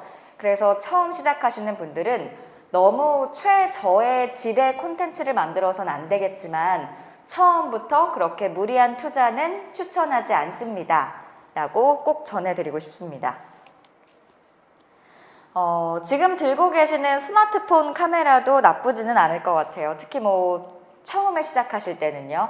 무엇보다도 그 셀카나 어플은 좀 지양을 해주시고 뒤에 후면 카메라를 쓰시면 그나마 좋은 화질을 만나실 수 있으니까 좀 처음 시작할 때는 저는 굳이 장비에는 많이 투자하지 않아도 되지 않을까 하는 의견을 가지고 있습니다. 만약에 구매를 한다면 유튜브에 많이 나와 있잖아요. 보편적으로 사용하는 가성비 좋은 장비들 내 콘텐츠가 어떤 특성을 가졌냐에 따라서 그 우선순위를 두고 하나씩 구매하시는 걸 추천합니다. 뭐 예를 들어서 나는 ASMR 콘텐츠나 책 읽어주는 콘텐츠를 하고 싶다. 그러면 당연히 우선순위가 마이크에 가야겠죠. 음성을 위주로 하는 거니까 그래서 마이크에 조금 더 투자를 하시고 그 다음 뭐 카메라, 조명 순으로 장비 구매를 해주신다든지 아까도 말했지만 뭐 풍경이나 음식을 예쁘게 담아야 하는 콘텐츠다 하면은 카메라에 조금 더 장비에 신경을 써주시고 그 다음 마이크, 조명 순으로 중요도를 좀 나누셔서 천천히 구매하시는 것을 강조하고 싶습니다. 하지만 제가 뭐 최저 비용으로 고효율을 높여라 라고 말씀을 드린다고 해서 아무 신경도 쓰지 말란 얘기는 전혀 아니거든요. 구독자에 대한 최소한의 배려는 지켜주시는 게 좋을 것 같아요. 뭐 예를 들어서 그냥 스마트폰으로만 찍으면 되지. 근데 흔들리잖아요. 그러니까 최소한의 뭐 삼각대라든지 셀카봉이라든지 이런 조건들은 좀 갖춰주시고 마이크도 요즘에 보면은 그 스마트폰에 연결할 수 있는 유선 마이크들이 좀 있더라고요. 간편하게 나온 것들. 그런 거부터 그래도 어느 정도의 수준은 지켜서 구독자분들이 좀 편하게 시청할 수 있도록 최소한의 배려는 지켜주시는 게 중요하다. 이런 말씀 드리면서 채널 성장에 따라 장비를 늘려가는 것도 좋을 것 같습니다. 네, 다음으로 중요한 건 콘텐츠입니다. 콘텐츠 참 중요하죠. 기획이 정말 중요하다고 느꼈어요. 아까도 말씀드렸지만 기획 없이 가면 이 채널이 오래 가지 못하고 정말 금방 고갈되더라고요. 그리고 요즘은 너무 포화 상태다 보니까 내가 하려는 콘텐츠는 이미 다 있기 마련이죠. 그렇기 때문에 콘텐츠에 대해서 생각을 정말 많이 하시는 걸 강조드립니다. 충분한 고민이 필요하죠. 여러분은 어떤 콘텐츠를 만들고 싶으신지 진지하게 한번 오랜 시간 투자하셔서 고민의 시간을 가져보시는 걸 추천합니다. 그리고 저는 이 단계도 꼭 필요한 것 같아요. 나는 어떤 사람인가? 나는 끈기가 있나? 나는 어떤 류의 사람이지? 나는 어떤 콘텐츠를 좋아하지? 나는 평소에 뭘 좋아하지? 내가 어떤 걸 좋아하는데 이걸 어떻게 콘텐츠에 녹일 수 있지? 이런 생각들도 중요하고요.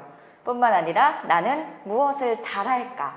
이 점이 또 포인트적으로 중요하다고 생각해요. 나만 좋아한다고 해서 다른 사람들까지 좋아하진 않잖아요. 그러니까 내가 잘하는 그런 희소성을 좀 녹여서 콘텐츠를 만들어야 하기 때문에 이런 나에 집중하는 생각들의 과정도 좀 중요한 것 같습니다. 그렇지만 저에 대한 생각도 중요하지만 저는 이게 가장 중요한 것 같아요. 그러니까 나도 난데 당연히 운영을 할 나니까 나에 대한 연구도 필요하지만 사람들은 어떤 콘텐츠를 보고 싶어 할까? 이 점이 가장 중요하지 않을까 해요. 공감을 얻어야 구독자도 늘고 또 수익도 놀고 그리고 또 채널도 성장시킬 수 있기 때문에 나에서만 그치지 말고 사람들은 어떤 채널을 보고 사람들이 내 채널을 왜 볼까에 대해서 좀 생각을 해주시면 좋을 것 같습니다. 접점을 찾는 거겠죠? 접점. 내가 좋아하는 소재 그리고 사람들은 뭘 좋아할까? 예전에는 내가 좋아하는 소재를 많이 하시는 분들이 그냥 무턱대고 시작하셨던 분들도 많은 것 같아요. 그렇지만 제가 생각할 때 요즘은 그것만으로는 역부족하고 여기에다가 내가 좀 힘들고 귀찮아야 사람들이 또 보는 경우가 생기더라고요. 그만큼 정성과 이 혼이 갈아 넣어지는 거죠. 그 정도로 해야 보기 때문에 우리 구독자들은 뭘 좋아할까? 그 접점에 대한 충분한 고민이 필요하다 말씀드리고 싶습니다. 방금도 말씀드렸지만 기획 단계 정말 중요하고요. 채널의 장르를 먼저 정하고 이 장르에 대해서 내가 한 줄로 정리할 수 있다면 명쾌한 것 같아요. 나는 어떤 채널을 하겠다. 그걸 한 줄로 정리가 된다면 한 채널에 한 컨셉을 잡고 그런 기획이 정말 중요하고 그 다음에 내 채널만의 희소성, 매력을 가져라. 개성이 중요하니까요. 꼭 이 포인트를 가져갔으면 좋겠습니다. 뿐만 아니라 콘텐츠를 만들고 기획한다면 그 다음으로 가장 중요한 게 꾸준한 체력, 인내, 끈기예요. 이게 운영이 정말 쉽지 않거든요. 구독자도 100명까지는 곧잘 가다가 갑자기 1000명까지는 너무 더디고 잘 안 가고 무너지고 싶을 때가 있거든요. 그럴 때 정말 필요한 건 끈기와 체력입니다, 여러분. 편집하다가 정말 저는 정말 새벽 6시까지 밤새다가 회사 가서 졸고 막 이런 적이 다반사였거든요. 체력 관리 꾸준히 하셔야 되고 오래 갈 수 있는 힘 빼지 않는 소재를 잘 선택하시는 게 팁이에요. 나는 열정 있고 다 할 수 있지. 처음엔 그러신데 정말 해보시면 이게 기획 단계가 너무 중요하구나. 오래오래 힘 빼지 않고 길게 재밌게 갈 수 있는 소재를 정할 걸 그랬다 라는 생각이 드실 겁니다. 이 점 꼭 참고해 주시면 감사하겠습니다. 네, 네 번째는 지속성입니다. 일관성 있는 주제로 업로드를 계속하는 거죠. 그 일관성 있게 업로드를 하면 채널에 전문성이 생기고 채널에 대한 신뢰도가 생기기 때문에 기존의 단골 구독자라고 하죠. 충성 구독자들을 더욱더 친근하게 내 편으로 만들 수 있고, 또 오다 가다 들르는 구독자들은 이게 무슨 채널이지? 일관됐네, 내 스타일이야, 여기 구독. 행동으로 이어지게 하기 때문에 일관성 있게 꾸준히 올리는 것이 중요합니다. 특히 업로드를 하실 때 정말 일관성 있게 약속을 하고 올리시는 게 좋아요. 무슨 요일 몇 시에 올리겠다. 특히 초반에는 이런 팁들이 구독자와의 친밀감, 또 약속을 줘서 신뢰감을 더 풍성하게 해주는 것 같더라고요. 그래서 구독자와 조회수와의 연관성도 있으니까 일관성 있게 콘텐츠를 업로드 하시는 걸 진심으로 추천드립니다.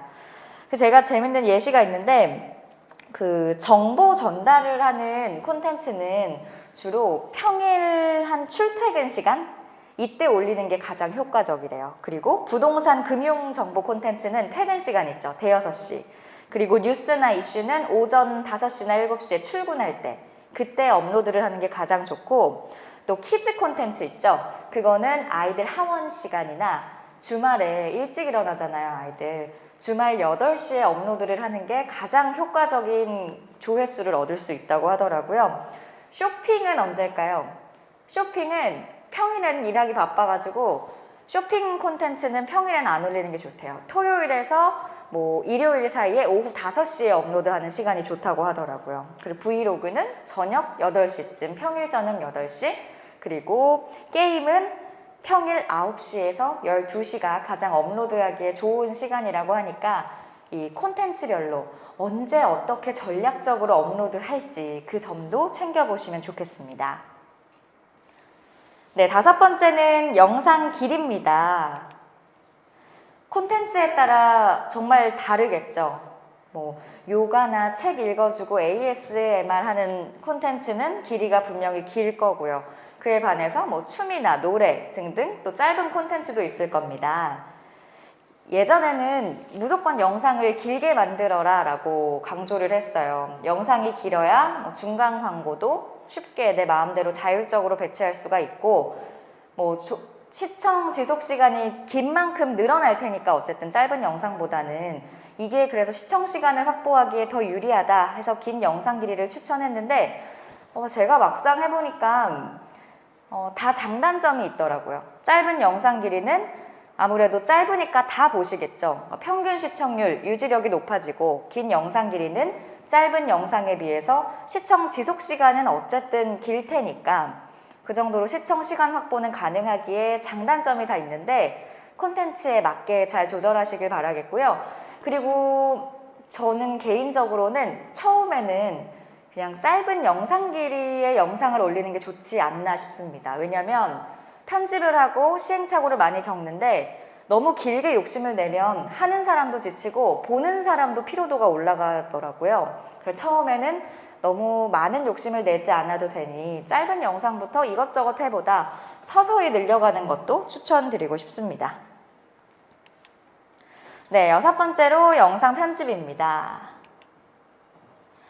2가지 방법이 있겠죠. 그냥 통으로, 생으로 업로드하는 무편집도 있겠고, 편집이 필요한 경우에는 음악 폰트, 효과음, 화면 보정, 후작업을 다 거쳐서 업로드하는 방법이 있을 텐데, 컴퓨터로 프로그램 편집하는 방법, 요즘은 스마트폰 편집 어플도 또 아주 잘 돼 있더라고요.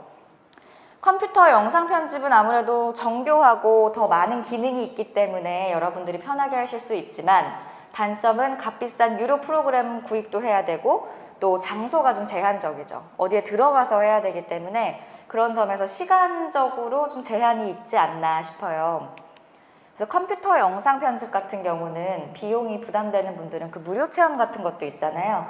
그래서 미리 파이널 컷이든지 이것저것 써보시고 그 다음에 잘 맞는 거를 저렴한 방법으로 구매한다든지 그런 방법도 좋을 것 같습니다. 그리고 영상 편집 스마트폰 어플로도 정말 잘 돼 있더라고요. 저는 컴퓨터로 하다가 파이널 컷으로 하다가 이게 너무 시간이 오래 걸려서 지하철이나 버스에서도 해야겠다 싶어서 어플로 했거든요. 근데 무조건 장점은 이제 손쉽고 편집을 가능하고 익숙하고 무료기 때문에 그런 장점들이 있고, 단점은 너무 조그맣게 해야 되니까 피로도가 너무 더 높아지더라고요. 그런 장단점들이 있으니 한번 맞춰보시고 이것저것 해보시고 개인에게 맞는 방법을 택하시면 좋을 것 같습니다. 그리고 편집을 하실 때는 저는 백업을 꼭 하셔라고 정말 강조드리고 싶어요. 제가 날린 적이 한두 번이 아니어서 영상을 다 옮기시면 백업부터 하시고, 저는 폴더를 2개를 만들었었거든요. 편집 A, 편집 B. 그래서 혹시 모르니까 편집 A에는 그냥 원본 백업을 넣어놓고 B는 계속 하고 있는 거 저장하는 폴더. 그런 식으로 저장하면은 그나마 대참사를 막을 수 있지 않나. 그리고 편집을 하실 때는 가편집을 먼저 하시잖아요. 가편집, 그냥 영상 찍은 거 딱딱 끊어서 이어 붙이는 거 먼저 러프하게 한번 하시고, 그 다음에 두 번째는 이제 종편이라고 하죠. 종합 편집, 이제 더 세세하게 들어가는 건데, 제가 강조드리고 싶은 건 시간만 허락이 된다면 가편과 종편 사이에 약간의 휴식을 하시는 것도 좋을 것 같아요. 왜냐하면 너무 몰두를 하면 뭘 빼야 될지 판단이 잘 안 설 때가 있거든요. 어떤 장면을 드러내고 어떤 걸 편집해야 될지 객관적이지 않을 때가 있으니까, 가편을 하고 종편을 하는 그 사이에는 허락만 된다면 상황이 약간의 휴식을 하고 조금 더 객관적이고 냉철한 눈으로 좀 커트할 수 있는 능력을 가지시면 더 좋을 것 같습니다. 물론 전문가분들이라면 너무 잘하시겠지만 저는 그 점이 좀 힘들었어요. 네, 7째는 썸네일 제목입니다. 수많은 동영상 속에 내 클릭을 유도할 수 있도록 도와주는 건데요. 사람들을 끌어모으는 거죠. 하지만 썸네일 제목에서도 주의하셔야 할 거는 조회수 증가를 위해서 너무 어그로라고 하죠. 그러니까 너무 과장되고 거짓되게 끌으면 나중에 역효과를 낼 수 있기 때문에 좀 담백하고 하지만 눈에 띄게 그렇게 디자인을 하시는 게 좋습니다. 여러분들이 더 잘 아시겠지만 포토샵도 있고 어플리케이션도 있고 요즘에는 뭐 망고보드나 사이트들이 굉장히 많더라고요. 제가 시작했을 때보다 더 편리한 사이트가 많은 것 같아서, 또 디자인들을 워낙 또 잘 하실 테니까 그런 점들은 믿어 의심치 않고, 썸네일 제목의 가장 중요한 점은 간단하고 명료하게 그리고 시각화되게 잘 보일 수 있도록 가독성을 살려주시는 게 좋습니다. 네, 그래서 저는 어떤 방법을 추천드리고 싶냐면, 어쨌든 내가 업로드할 그 콘텐츠 영상이 있다면 비슷한 부류의 이제 콘텐츠가 이미 업로드가 되어 있을 거 아니에요. 그럼 조회수가 많은 콘텐츠들을 보는 거예요. 이거는 왜 사람들이 클릭을 많이 했지? 이 썸네일과 제목은 다른 콘텐츠들과 다른 게 뭐지? 비교 분석을 하면서 나는 이렇게 해야겠다. 나는 이 콘텐츠의 홍수 속에서 어떻게 튀어야겠다. 이런 전략들을 미리 파악하시는 것도 굉장히 도움이 될 것 같습니다. 특히 썸네일은 가독성 그리고 디자인, 이 두 가지 챙겨보시고, 저는 처음에는 너무 어렵다면 내가 담고 싶은 채널을 좀 본보기로 삼아서 어떤 식으로 하나 보고 그걸 살짝씩 따라서 시작하는 것도 나쁘진 않다고 조심스럽게 말씀드리고 싶습니다. 그리고 제목은 가장 압축되고 함축된 키워드를 쓰는 것이 중요한데요. 그 영상을 잘 설명해 줄 수 있는 핵심 단어를 쓰는 게 제일 중요해요. 그리고 해시태그는 한 4-5개면 충분하다고 하더라고요. 태그는 많이 할 필요 없고, 그 점도 참고해 주시면 좋겠습니다. 네, 8번째는 키워드입니다. 이제 방금 전에 살짝 언급해 드렸지만 해시태그와 태그, 우리가 직접 검색을 하거나 주제를 이제 쳐서 유튜브에 들어오기도 하고요. 그런 점에서 키워드를 우리가 잘 녹아서 쓰는 게 중요합니다. 이건 제 채널인데요. 저는 일단 브이로그 그리고 첫 촬영이 가장 메인된 콘텐츠였기 때문에 제목에 브이로그 김현지TV 첫 촬영 이런 식으로 썼습니다. 그리고 설명칸은 사실 그렇게 중요한 건 아니어서 그냥 여러분들이 쓰고 싶은 말씀들 써주시면 되고, 여기에 해시태그 한 4-5개 정도 연관된 문구들 그렇게 채워주시면 됩니다. 그리고 제가 예전에 동영상 세부 정보에 이렇게 많이 태그를 한 적이 있었어요. 그러니까 저는 제 콘텐츠와 관련된 모든 태그를 한 거예요. 뭐 아나운서 브이로그, 프로그램 진행자 브이로그, 아나운서 운전, 아나운서 가로캠, 세로캠, 고프로 리뷰, 혹시라는 제가 말을 해서 윌리엄의 혹시 뭐 이런 것까지 다 넣었던 거예요. 이래야지 사람들이 이걸 검색했을 때 들어올 수 있을 줄 알고 저는 초반에 이렇게 했어요. 근데 제가 공부를 하다 보니까 이 태그가 검색어를 정해주는 것이 아니라 이 영상에 대한 연관어를 좀 지정해주는 그런 역할밖에 못한대요. 그래서 알고리즘이 그냥 이 영상은 그냥 뭐 라디오, 아나운서 이런 영상과 관련 있는 거다 분류하는 역할 정도만 해준다고 하더라고요. 그래서 굳이 이렇게 저처럼 많이 하셔도 노출이나 검색에는 그렇게 큰 노출이 되지 않는다. 그 점도 참고해 주시면 좋을 것 같아요. 태그를 또 잘못 쓰면은 관련 없는 것까지 쓰면은 역효과를 낼 수 있기 때문에 특히 연관이 많이 없어서 이렇게까지는 안 쓰셔도 된다. 이런 말씀을 드리고 싶습니다. 그리고 이거는 제 팁인데요. 키워드 툴이라는 사이트가 있어요. 여기에 여러분들이 만드신 콘텐츠와 관련한 키워드를 검색해 보시면요. 유튜브 조회수와 그 키워드의 상관관계가 나와요. 그래서 이 키워드를 썼더니 이 조회수가 높다. 이런 것들을 파악하실 수 있기 때문에 동영상 업로드 전에 재미삼아 키워드 룰에 내 콘텐츠와 관련된 단어들을 한번 검색해 보는 것도 좋더라고요. 저는 이거 보면서 이렇게 써야지 약간 조회수가 올라가는구나 이런 팁을 많이 얻었습니다.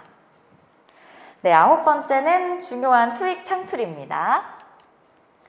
네, 수익 창출 조건을 충족하기 위해서는 구독자 1000명, 그리고 최근 12개월간 공개 동영상 유효 시청 4000시간, 각종 유튜브 정책을 또 준수해야 돼요. 그리고 애드센스 계정을 보유한 자, 이 조건을 모두 충족하셔야만 이제 진행이 되는 건데, 저는 아까 말씀드렸잖아요. 저는 이벤트성으로 그 조회수가 많이 올라가서 구독자 1000명 채우는 거는 사실 그렇게 어렵진 않았어요. 막 처음에 300명이었다가 점점점 늘어났는데 이 4000시간이 그렇게 쉽지가 않더라고요. 그래서 꾸준히 힘 빼지 않고 올리시는 게 정말 중요하다 이렇게 말씀드리고 싶습니다.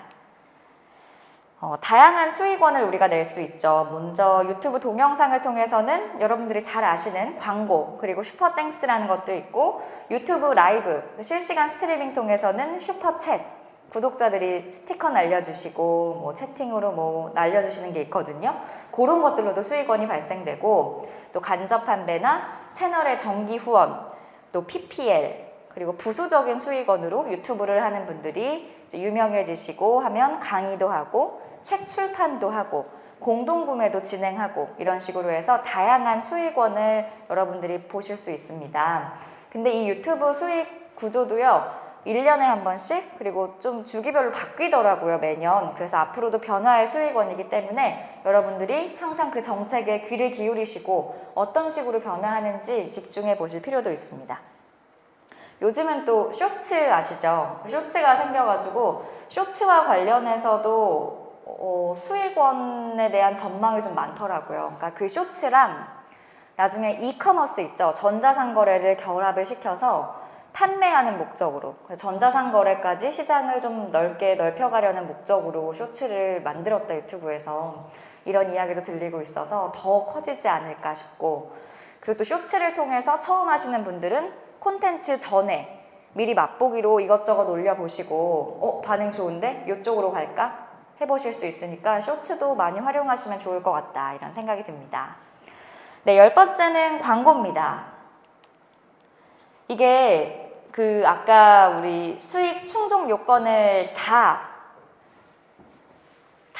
채운 사람에게 광고가 붙을 수 있는 조건이 주어지는 건데요. 근데 요즘에는 광고가 다 붙는다고 하더라고요. 조건 충족이 안 돼도 콘텐츠가 괜찮다라고 판단을 하면은 광고 하나 정도는 붙는데 단 수익은 돌아가지 않고 조건을 안 채웠으니까 그렇다고 하더라고요. 그런데 그 콘텐츠는 어쨌든 유튜브에서 좋은 콘텐츠이기 때문에 광고를 붙여준다라는 얘기가 있어서 그래도 콘텐츠 노출이나 알고리즘의 파급력에서는 약간의 도움이 될 수 있다. 어떻게 보면 좋은 콘텐츠를 만드시는 여러분에게는 좀 나쁘지 않은 소식일 수도 있죠. 어쨌든 이 수입 기준 조건을 충족하셔야 이제 광고가 붙게 되는데, 광고 수입이 $100 초과가 되잖아요. 그러면은 이 애드센스 계정에서 여러분의 계좌를 입력할 수 있어요. 그러면 이제 거기로 돈이 들어오는 거죠. 그 동영상에 광고가 붙기 시작하면 설정 칸에서 이렇게 여러분이 설정을 하실 수 있어요. 난 디스플레이 광고로 저쪽에 우측 상단에 하고 오버레이는 아래편, 스폰서 뭐 건너뛸 수 있게 할까? 없게 할까? 뭐 콘텐츠의 특성에 따라 달라지겠지만 설정에서 항상 적용도 할 수 있는 기능이 있으니 이 점 참고해 주시면 좋을 것 같습니다. 그리고 아까 영상을 길게 만들어야 좋다라고 했던 게 중간 광고를 아무데나 자율적으로 배치할 수 있었기 때문인데요. 예전에 제가 찍어놓은 이 사진이에요. 그래서 10분을 초과하는 동영상만 재생 중에 광고를 게재할 수 있습니다 라고 써 있는데 이게 바뀌어서 8분으로 바뀌었더라고요, 기준이. 그래서 8분 정도의 영상만 만들면 8분 초과 영상을 만들면 중간 광고를 여러분께서 제대로 배치하실 수 있다. 이게 제가 수익 창출됐던 그 화면 설정에 가면 이렇게 수익이 창출되면 달러 표시와 함께 사용 동영상마다 뜹니다. 저 때가 가장 기뻐요. 그리고 11번째는 저작권입니다. 이제 12번째까지밖에 없기 때문에 거의 다 왔어요. 11번째는 저작권인데 이 부분도 굉장히 중요해요. 제가 제대로 혼났거든요. 보시면 알 건데 유튜브에서 사용되는 저작권에는 크게 뭐 이렇게 나눌 수 있겠죠. 폰트, 우리 자막 쓸 때 폰트나 사진, 음악을 어떤 걸 사용하느냐 이런 것들이 있을 텐데 정말 조심하셔야 할 부분이에요. 이게 제 채널인데요. 보시면은 이제 제가 직접 만든 저의 순수 제작 콘텐츠 있죠. 뭐 엄마 생신 선물, 브라이덜 샤워, 첫 출근길, 춤 연습하는 거 이런 거는 저작권에 걸리는 소재가 없기 때문에 다 공개고 수익 창출이 가능한데 이제 마마무 제가 춤춘 거는 당연히 마마무의 노래가 들어갔기 때문에 저작권 침해, 아무 노래도 저작권 침해, 수익이 발생이 안 되는 이런 상황인 거죠. 이게 정말 조회수가 많은데도 마음이 정말 찢어지더라고요.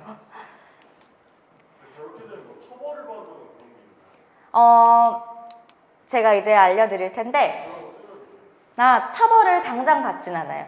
근데 이런 거는 공공연하게 어떤 가수의 곡이기 때문에 감안을 하고 올린 거기 때문에 처벌을 받지 않는데 제가 저의 사례를 보여드릴게요. 제가 약간 위태로웠던 경험이 있어요. 이게 저작권에 문제가 되면은 첫 번째 방법이 있어요. 첫 번째는 저작권자한테 이제 직접 허락을 받고 쓰는 경우가 있고 두 번째는 저작권이 없는 자료를 사용하는 거고요. 세 번째는 그냥 직접 남의 거 쓰지 않고 내가 제작해서 자료를 쓰면 되지. 이렇게 세 가지 방법이 있는데 저는 어떤 문제가 있었냐면 제가 이 영상을 찍었어요. 룩북을 입는 걸. 근데 노래를 이렇게 게시를 했거든요. 거기서 노래를 제가 퍼올 때 제대로 게재를 하면 저작권에 문제가 없다라고 해서 이제 이렇게 정상적인 루트로 써서 영상을 올렸던 기억이 있어요. 근데 이 영상은 그래서 무난하게 넘어갔어요. 왜냐하면 저작권자가 게재를 하고 사용을 하면 상관이 없다라고 허락을 해줬기 때문에 이렇게 하고 넘어갔어요. 근데 문제는 다른 영상에서 이렇게 메일이 온 거예요, 저한테. 하이 김현지 TV 하면서 너가 엄마 생일 선물 과자 돈 넣어드려봤어요 컨텐츠에서 어떤 음악을 썼는데 이 구간에 저작권 침해 요소가 발생한 노래를 썼다. 이거를 어떻게 할 거냐. 너가 바꾸든지 노래를 빼든지 아니면은 그 뒤에 진행 단계로 넘어가든지 그 중에 하나가 될 거다라는 경고 메일이 온 거예요. 전 너무 겁을 먹었죠. 왜냐면 좀 억울했어요. 왜냐면 여기에 들어갈 음악을 제가 저작권 없는 음악이라고 해서 인터넷에 있는 거 아시죠? 유튜브랑. 거기서 나름대로 꼼꼼하게 찾아서 골라서 넣은 건데 그게 기간이 지나면서 바뀐 거예요. 그런 경우도 있어요. 어플에 있는 음악인데 어플과의 뭐 계약이 끝나서 저작권이 다시 없다가 생겨버린 거예요. 이런 경우는 좀 억울하긴 하지만 어쨌든 이제 침해가 된 거죠. 그래서 이런 경우도 있으니까 여러분들께서 음악이나 영상, 사진, 폰트는 정말 더 주의해서 저처럼 되지 않으시려면 신경을 써주셔야 할 것 같고요. 그래서 저는 이제 메일이 왔잖아요. 그래서 저한테 액션을 취하라는 거예요. 영상을 내려서 너가 수익을 받지 말든지 아니면 이 수익이 그 사람한테 넘어가게 하든지 아니면 구분적으로 너가 편집을 하든지.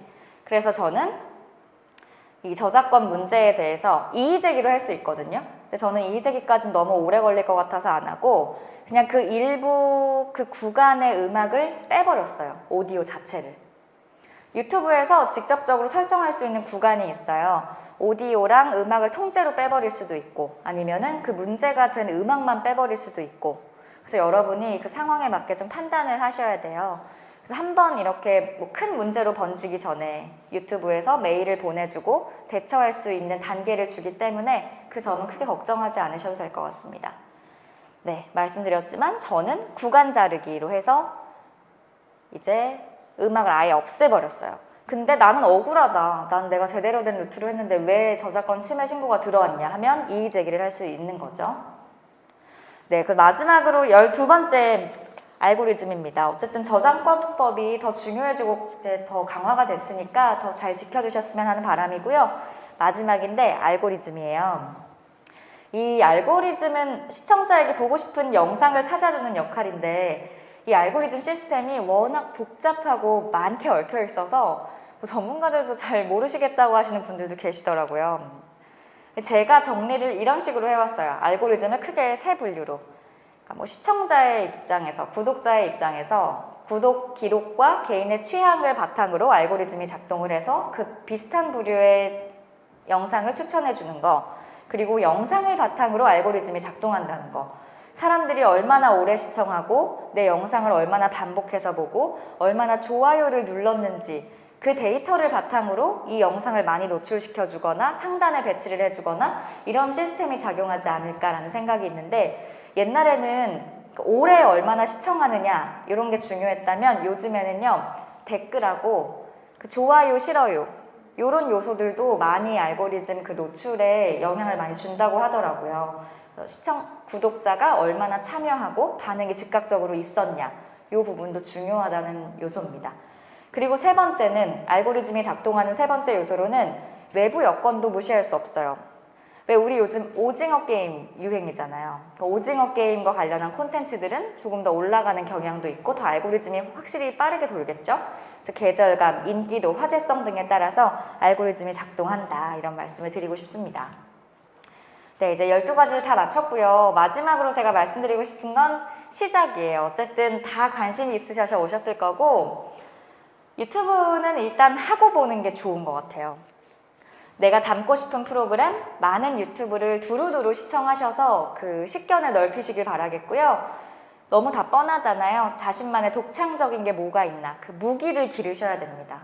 그리고 꾸준히 업로드해서 지치지 않게 가볍게 근데 이게 참 딜레마인데 가볍게 하면 요즘에 사람들이 안 볼 것 같은데 뼈를 갈 때 가볍게 업로드해서 채널을 운영할 수 있는 어떤 스킬을 좀 쌓으셔야 하고 멘탈이 진짜 중요해요. 구독자가 100명까지는 빨리 늘거든요. 근데 100명에서 300명 많이 안 늘고 300에서 100, 1000까지 가기도 힘들고 1000에서 1000까지 가기도 너무 힘들더라고요. 그러니까 멘탈을 단단히 부여잡으시고 체력, 밤낮 바뀌시지 않도록 건강관리 잘 하셔서 오래오래 좀 좋은 채널, 대박 채널 만드시길 바라겠고요. 겁먹지 말고 일단 올려보시는 거 추천합니다. 그리고 시청자와 꾸준한 소통하시면서 더 재밌게 만들어 가시면 좋을 것 같아요. 네, 그냥 해보시길 정말 강력 추천드립니다. 네, 오늘 제 강의는 여기 있고요. 들어주셔서 감사합니다.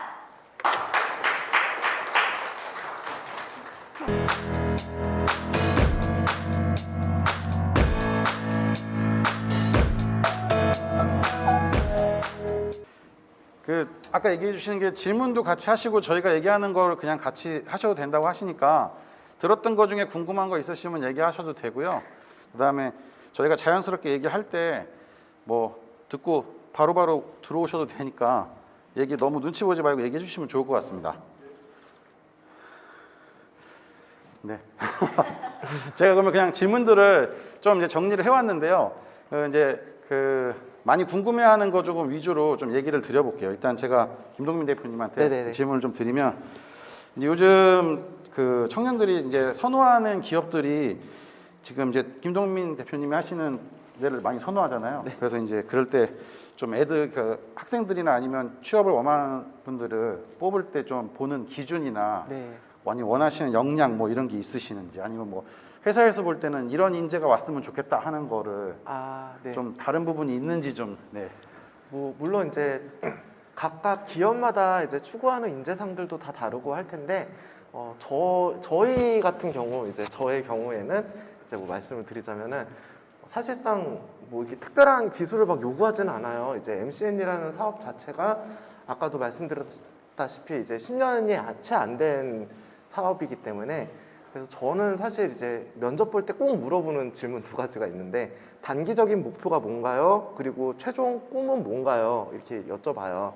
이제 어찌됐건 목표가 없는 친구들이 간혹가다 있어요. 그러면은 이제 일을 하다가도 목표가 없다 보니까 이제 금방 번아웃이 온다던가 뭐 이런 현상들이 있는데, 어찌됐건 꿈이 있고 목표가 있는 친구들을 저희는 많이 선호하고요. 그 뭐 어찌됐건 그 단기적인 목표를 이루기 위해서 일을 열심히 하는 친구들이 많이 있기 때문에 저희는 그런 인재를 추구하고, 능력적인 면으로는 이제 막 이 사람이 뭐 정말 스킬이 대단하다 뭐 이래서 뽑지는 않아요. 사실상 이런 콘텐츠, 미디어 이런 예술적인 부분에서는 기술적인 거는 이제 업무를 하면서 점점 발전을 할 수 있다고 느끼기 때문에 특별한 기술을 갖고 있다라기보다는 이제 센스를 좀 많이 봅니다. 저희는 이제 레퍼런스를 미리 받았을 때 이 친구가 뭐 막 화려한 스킬을 쓴 게 아니라 뭔가 이게 센스가 있다라고 하는 그런 친구들을 좀 저희는 좋아하고 있어요. 그 친구가 희망이 대표님 회사를 먹을 거예요 이러면 어떡해요? 저희 회사를 먹는다 그러면은 저희 진짜 실제로 그런 질문이 들어온 적이 있었어요. 유사 질문이 왔었는데 얼마든지 나는 이제 창업을 하고 싶다 이런 친구가 있었거든요. 그러면은 회사에서는 저도 욕심이 좀 많은 사람인지라 이제 사내 벤처를 나는 만들 수 있는 회사까지 끌어올려 보겠다. 내가 열심히 그렇게 회사를 키울 테니 너는 이 회사 안에서 사내 벤처를 하나 차려봐라. 그럼 내가 열심히 지원을 해주겠다. 그만큼 투자금은 회수해 가겠다. 이런 얘기를 나눈 적이 있었어요. 그렇군요. 되게 친절하신 대표님이에요. 누가 제 회사 먹는다 그러면 기분 나쁠 것 같은데. 네. 제가 하나 또 여쭤보겠습니다. 2021년 교육부에서 초등학생 장래희망을 조사했는데 3위가 이제 크리에이터래요. 연예인들이 되게 되고 싶어 하더라고요. 정말 저희 때랑 많이 달라진 것 같아요. 저희 땐 과학자였는데. 맞아요. 이런 과학자, 거였는데. 뭐 대통령. 나 때는 얘기면 아주 오래된 얘기인데. 요즘엔 대통령 한다고 하면 큰일 난다고 그래요.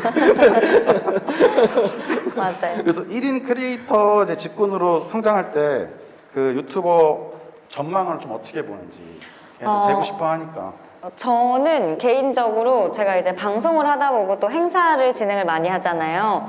근데 제가 몸소 느끼는 게 올해 이 1인 미디어 콘텐츠와 관련해서 행사 진행을 정말 많이 했어요. 그래서 이게 정말 정부에서도 또 정말 전 세계적으로도 우리나라에서도 지원을 많이 해주고 있는 흐름은 맞구나.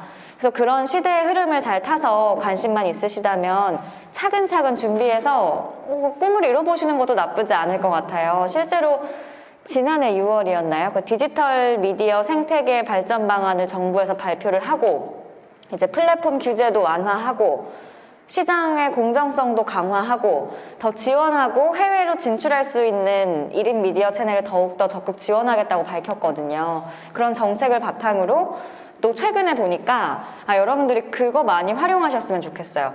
제가 최근에 올해 처음으로 시행된 거였는데 과학기술정통부하고 한국전파진흥협회가 1인 미디어 창작그룹 육성 사업이라고 해서 우리 오늘 같이 1인 미디어 크리에이터 분들을 지원하는 프로그램이 있었어요. 잘 찾아보시면 우리 지역에도 또 전국적으로도 좀 정보를 많이 얻고 배워가실 수 있는 프로그램들이 정말 많이 생겨나고 있거든요. 그래서 그런 것들 잘 활용하셔서 미래가 밝으니까 그 꿈을 더 키워가셔도 좋지 않을까 저는 그렇게 생각합니다. 확실히 느껴요. 1, 2년 전과 흐름이 완전히 달라졌어요. 코로나 때문에 더 심해졌죠. 맞아요. 네. 코로나 때문에 더 그런 것도 있고. 그럼 코로나 얘기 나온 김에 코로나 이제 질문이. 네.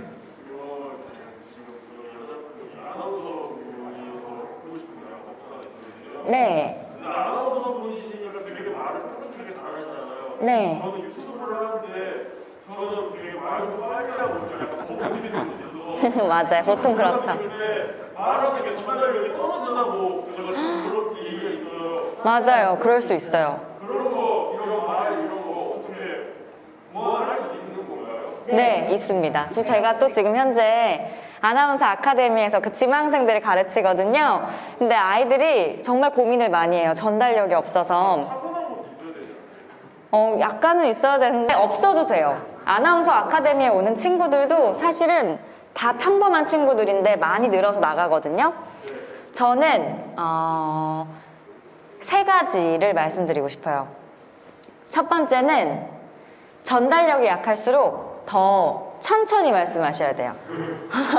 만약 불명확하다, 발음도 불명확하고 전달력이 좀 안 좋다 싶으시면 무조건 천천히 그 핵심어를 더 짚어서 천천히 말하라 이렇게 말씀드리고 싶고요.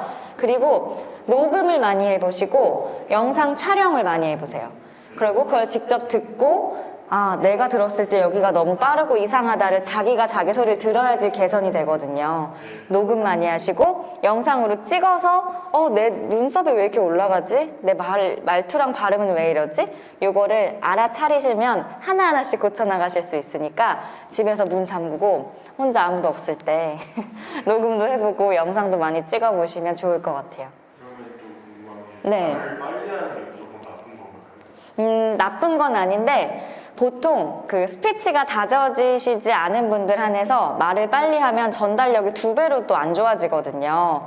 그래서 막 우리가 드라마틱하게 바꾸기는 힘드니까 전달력을 더 높이기 위해서는 이렇게 또박또박 천천히 말씀하시면 잘 들린다. 예전에 제가 그 진중권 교수 강연을 들은 적이 실제로 있는데 네. 그분은 말을 굉장히 빨리 하시는데 네, 잘 들리죠. 막 그쵸. 말 되게 잘한다고 그렇게 맞아요.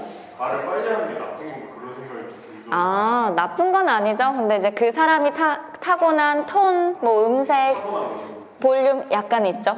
그런 것들이 다 다르기 때문에 자기가 좀 떨어진다, 뭔가 좀 부족하다 싶으면은 천천히 그러다가 좀 자신감이 생기면 살짝 빨리 말해보고 그런 식으로 변화를 줘가면서 연습하면 좋을 것 같아요.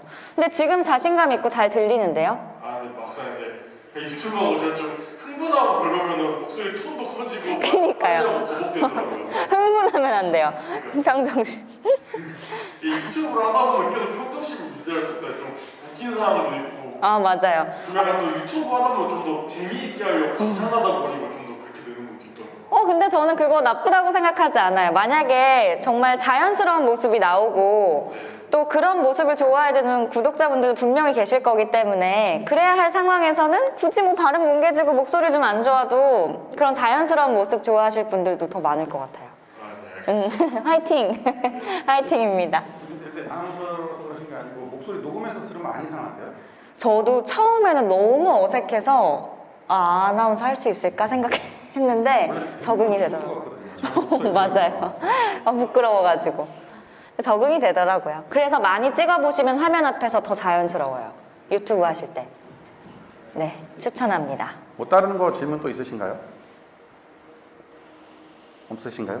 제가 아까 그럼 좀 아까 얘기하던 거 더 할게요. 코로나 이제 얘기가 나와서 코로나 되면서 이제 라이프 스타일이 좀 온라인으로 다 옮겨왔잖아요. 김동민 대표님. 네네. 네, 그래서 그 디지털 창업이나 이런 거를 하는 학생들이 많은데 네. 이제 어떻게 보면은 약간 성공하신 선배님, 사장님이시잖아요. 그래서 창업한 성공한 선배로서 창업 준비할 때 조금 이런 거는 좀 고려해봐라. 아니면 뭐 이런 거는 있으니까 니네들이 얼른 해봐라 이런 게 좀 있으신지. 네, 저도 지금 사업이 4번째 사업이라서 3번은 실패를 겪고 지금은 ING를 하고 있는 중인데요. 엄청 빨리 시작하네요. 이 1인 미디어와 관련해서 4번째 사업 하시는 거예요? 아니요, 1인 미디어는 아니었고 다른? 처음에는 이제 엔터테인먼트를 저희가 했었고 그 다음에 제작사를 했었고 그 다음이 이제 이런 컨텐츠를 배경으로 컨텐츠에 있는 라이센스를 따가지고 제조도 하고 유통도 하고 이런 MD 사업들을 했었어요. 그리고 지금은 이제 MCN 사업을 하고 있는 중인데 제가 그런 걸 경험을 해본 결과 어떤 거든 마찬가지인 것 같아요. 창업을 할 때 아이디어만으로 이거 괜찮다 해봐야겠다 이러면은 무조건 실패합니다. 무조건 아이디어로만 하면 안 되고 그쵸. 계획을 꼭 잡아야 돼요. 이제 BM이라고 하죠. 비즈니스 모델에 대한 이제 뭐 수익 구조라든지 위기 의식이라든지 이거는 제가 봤을 때는 사업 계획 누군가한테 투자를 받아야겠다라고 생각을 하고 사업 계획을 계속 써보는 연습들을 많이 해보셔야 돼요. 실제로 투자를 안 받으셔도 자기가 이제 글로 쓰고 정리하고 이제 만들었을 때 이렇게 자기가 적고 하다 보면 이제 생각이 또 바뀌거든요. 아, 매너리즘에 빠지기도 하는데 아, 이게 맞나? 이게 과연 될까? 안 될까? 그리고 이제 또 친구들이나 이제 주변 사람들한테도 한번 보여주고 이제 질타도 많이 받고 하다 보면은 조금씩 완성이 돼갈 거예요. 그런 이런 좀 완벽한 사업 계획서를 만들기 위해서 계속 노력을 하다 보면은 아이디어만으로는 안 되는구나. 이게 얼마나 지속성이 있고 안정성이 있고 그리고 이게 얼마만의 기간 안에 이게 비즈니스 모델이 성공을 할 수 있는지 이런 것들을 체크를 하다 보면은 그게 조금 더 이제 창업을 할 때 좀 수월하지 않을까라고 생각을 하고 있습니다. 창업이나 이런 것 부분은 생각하시는 분도 없으세요? 저 일단 29가지 직장 다니다가 서울에 창업을 해보고 싶어요. 경험이 제일 중요해요. 막 많이 다녀보고. 네. 맞아. 왜 나이를 근데 꼭 굳이 30살로?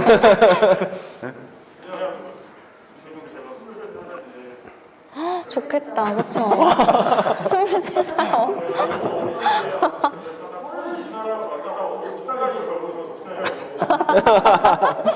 맞아요. 시작하기 좋은 나이 30이죠.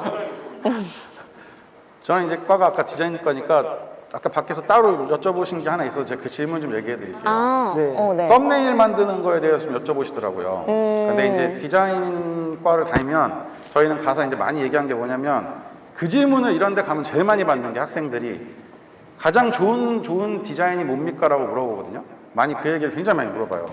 근데 저희는 거짓말이 아니고 회사를 다니는 친구들은 일단 사장님이 좋아하는 디자인이 제일 좋은 겁니다. 집에 빨리 퇴근해야 돼서 그게 제일 좋고요. 공감돼요. 이 얘기 왜 해드리냐면 이 웃기려고 하는 게 아니라 썸네일을 만드시거나 하시면 어디서 괴리감이 오냐면 아까 제가 취미랑 일에 대해서 얘기한 것처럼 촌스러운데 클릭이 되는 걸 만들 거냐 예쁜데 내가 배운 디자인을 적용해서 클릭이 덜 될 거냐라는 게 부딪힐 거예요. 분명히. 그러니까 여기에 이 폰트 이 색깔 쓰면 안 돼. 내가 배운 걸로. 근데 빨갛게 알록달록 해야 눌러. 이게 아마 괴리감이 오실 거예요. 분명히 하다 보면.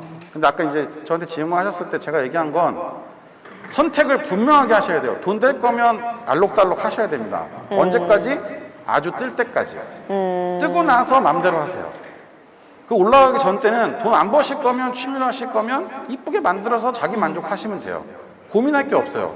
근데 디자인 쪽에 다니시다거나 아니면 뭘 하면 눈은 높아져서 지금 여기 이런 터무니없는 게 들어가도 되라고 하는데 올라가실 때까지는 한번 고민하지 마시고 일단은 돈을 벌 거면 취미면 자기 만족하시면 되는 거고 그거를 조금 답변으로 드릴게요. 아니 왜냐면 아까 뒤에서 따로 오셔서 그 폰트 관련해서 여쭤보시더라고요. 그래서 그거는 그냥 고민하지 말고 돈 될 거면 돈 되는 방향 아니면 자기 마음대로 그렇게 한번 생각하시면 어떨까 싶습니다. 저는 돈도 취미도 아니고 좀 관심 받는 게 목적인데 솔직하다. 맞아요. 정답이에요. 저도 그래서 여기 왔어요. 좋아요. 솔직한 이유인 것 같아요. 좋아요. 네. 제가 또 그러면 하나 여쭤볼게요. 아나운서한테. 구글에서 운영하는 이제 유튜브가 전 세계 그래도 한 10억 명 이상이 막 동시에 보고 네. 하는데 이제 고소득을 올리는 유튜버들 있잖아요. 네. 그런 애들 많이 있는데 좀 그래도 좀 뜨려면 어떤 거를 좀 하는 게 좀 추천하는 방법인지 어떤 역량을 좀 키우는 게 좋을지 좀 이제 막 시작하시는 분들이니까 이런 거를 좀 개발하거나 하면 좋지 않을까 하는 거 혹시 있으신지. 저는 어제인가 엊그제 봤는데 2021년에 가장 인기를 끌었고 앞으로도 좀 촉망받는 그런 콘텐츠 분야가 간접 체험이랑 대리만족이래요.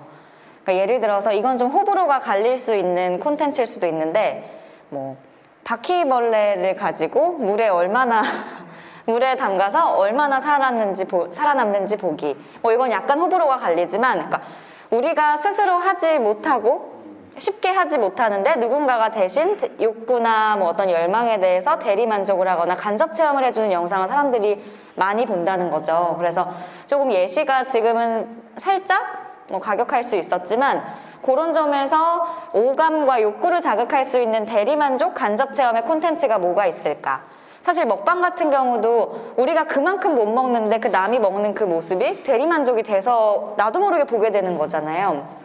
그래서 그런 것에 많이 집중이 돼 있다고 하더라고요. 그래서 콘텐츠를 만드시는 분들은 그게 포인트라는 얘기를 제가 들어서 더 집중해 보시면 좋을 것 같다 이런 말씀 드리고 싶고, 그리고 만약에 진행을 하는 크리에이터라면 아무래도 카메라랑 친해져야겠죠. 카메라 앞에서 그 사람들을 빨아들일 수 있는 어떠한 매력쯤은 하나가 있어야 된다고 생각해서 자신의 단점보다는 장점 하나를 생각해서 그걸 극대화시키는 노력을 많이 하시는 게 좋을 것 같아요. 그래서 그걸 채널에 묻어내서 아, 이 채널은 이런 색깔 딱 생각날 수 있게끔 그런 연습을 많이 해보시면 좋을 것 같다고 말씀드리고 싶습니다. 저 같은 경우는 유튜브를 이제 한지 이제 1년 조금 안 됐는데 처음에 좀 조회수도 안 나오고 그러니까 제가 어떻게 했냐면요, 게스트 빨이라고 해가지고 좀 흔히 SNS나 뭐 인터넷 방송 보면은 좀 얼굴이 이쁘고 몸매가 뭐 좀 몸매가 좋고 좀 섹시한 옷 같은 거 입은 그런 사람들 게스트로 섭외해서 같이 유튜브를 찍었는데 확실히 그런 분들하고 하니까 영상이 좀 당장은 조회수가 높게 나오는데 그런 식으로 하는 게 장기적으로 봤을 때는 어떤가요? 아, 그거는 얘기를 드릴 수 있습니다. 일단 유튜브 아까 그 알고리즘 얘기를 잠깐 드렸는데요. 하면 안 되는 거를 알려드릴게요. 일단 한 번 끌어올리는 거는 별로 좋지 않습니다. 유튜브에서 알고리즘에서는. 왜냐면 예를 들어 조심하셔야 될 게 이런 거예요. 지인들 돌려가지고 1000명을 넘기시잖아요. 그러면 문제가 생기는 게 뭐냐면 유튜브에서는 그러니까 구독 수가 늘어났는데 시청 시간이 비례해서 늘지 않으면 이 채널이 안 좋은 채널로 인식합니다. 그러니까 제가 아까 얘기했듯이 그러니까 만약에 100명이 있는데 이거를 100분을 봤어요. 그러면 1분씩 봤다는 게 대충 다 오잖아요. 그냥 통계로. 근데 1000명이 있는데 100분 봤어요. 그러면 이 채널은 컨텐츠 질이 낮다고 AI가 생각해요. 그래서 그 검색에 걸리는 쪽에서 밑으로 내려버려요. 그래서 그렇게 하실 거면 꾸준히 하시면 괜찮아요. 계속 그 비싼 게스트들 쓰셔가지고 여기, 왜냐면 그게 컨셉이 될 수 있으니까 여기는 근데 그게 아니라면 별로 추천드리지 않는 방법이에요. 저는 반대로 시청 시간은 꽤 나오는데 구독자가 없죠. 구독자가 없다고요? 구독자가 한 100명이 안 돼요. 이제 그 아까 얘기 드린 거지, 그 텀을 탈 때 좀 타셔야 돼요. 아까 얘기한 대로 그 유튜브에서 구독자를 올라갈 때 걔네들이 한 번씩 밀어주거든요. 근데 아까 얘기한 대로 0명일 때, 그러니까 채로 시작하면 얘 나가면 안 되니까 도와주고요. 구독자 100명쯤 되면 메일도 와요. 야, 너 100명 돼서 축하해 이러고. 네. 맞아요. 그게 신호예요. 그때 괜찮은 영상을 한번 올리셔야 돼요. 그러면 그걸 타고 쭉 올라가요. 그러면 500명쯤 됐을 때 또 한 번 메일 옵니다. 잘하고 있어. 그럼 그때 또 한 번 올리셔야 돼요. 맞아. 그리고 1000명 됐을 때 한 번 올리시고 5000명, 10,000명 됐을 때 한 번씩 터져줘야 쭉쭉쭉 올라갑니다. 그래서 그런 거를 조금 계산을 하셔야 돼요. 제가 왜 자꾸 알고리즘 얘기를 하냐면 이게 좀 지쳐요. 돈 벌려고 하시면. 이게 왜냐면 열심히 하는데 뭐가 안 나오니까. 그래서 그런 거는 조금 찾아보시고 전략적으로 좀 가셔야 될 건 좀 가셔야 돼요. 뭐 추가적으로 잠깐 더 말씀을 드리자면은 이제 제가 학생의 어떤 컨텐츠를 하는지 모르겠는데 이제 시청 시간은 긴데 구독자가 적다고 하셨잖아요. 그거는 이제 곧 이제 구독자 전환으로 많이 이루어지지가 않는다는 뜻인데 제가 봤을 때는 그러면 컨텐츠를 바꾸는 게 좀 더 낫지 않을까라고 생각도 들어요.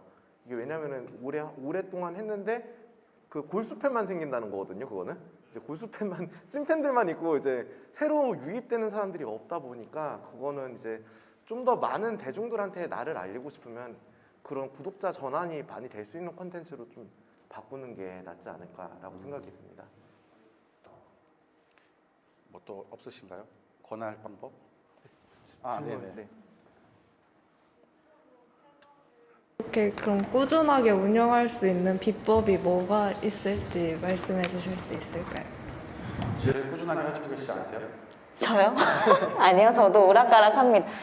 저는 단언컨대 아까도 말씀드렸지만 흔들리지 않는 정신력이요. 제일 있는 거 아닌가요? 정말 너무 중요해요. 왜냐면은 방금 교수님께서 말씀하셨지만 그 100명 되고 뭐 1000명 되고 500명 되고 500명, 1000명, 10,000명까지 가는 길이 정말 험난하더라고요. 왜냐면 알고리즘이 또 막 밀어주는 것 같은 때가 정말 있어요, 느낌이. 그러면은 그때 막 신나서 해요.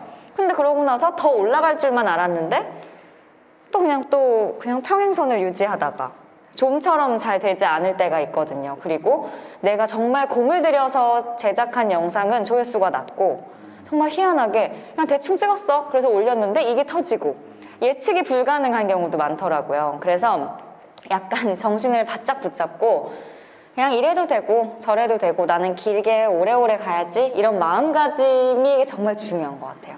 그러니까 다 지치더라고요. 저도 살짝 지쳤을 때가 있었고 제 주변도 시작은 완전 성대예요.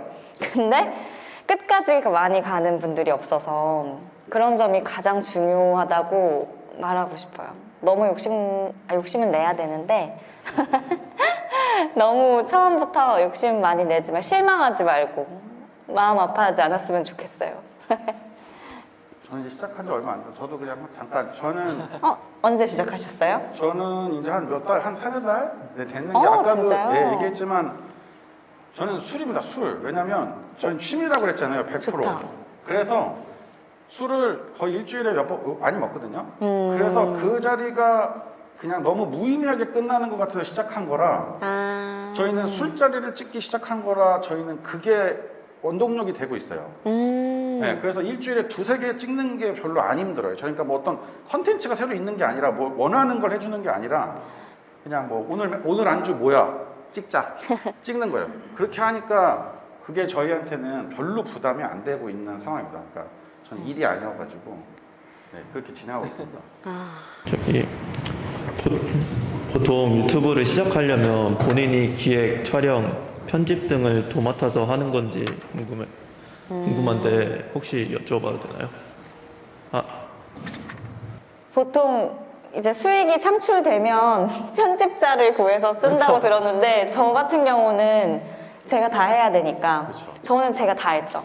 촬영부터.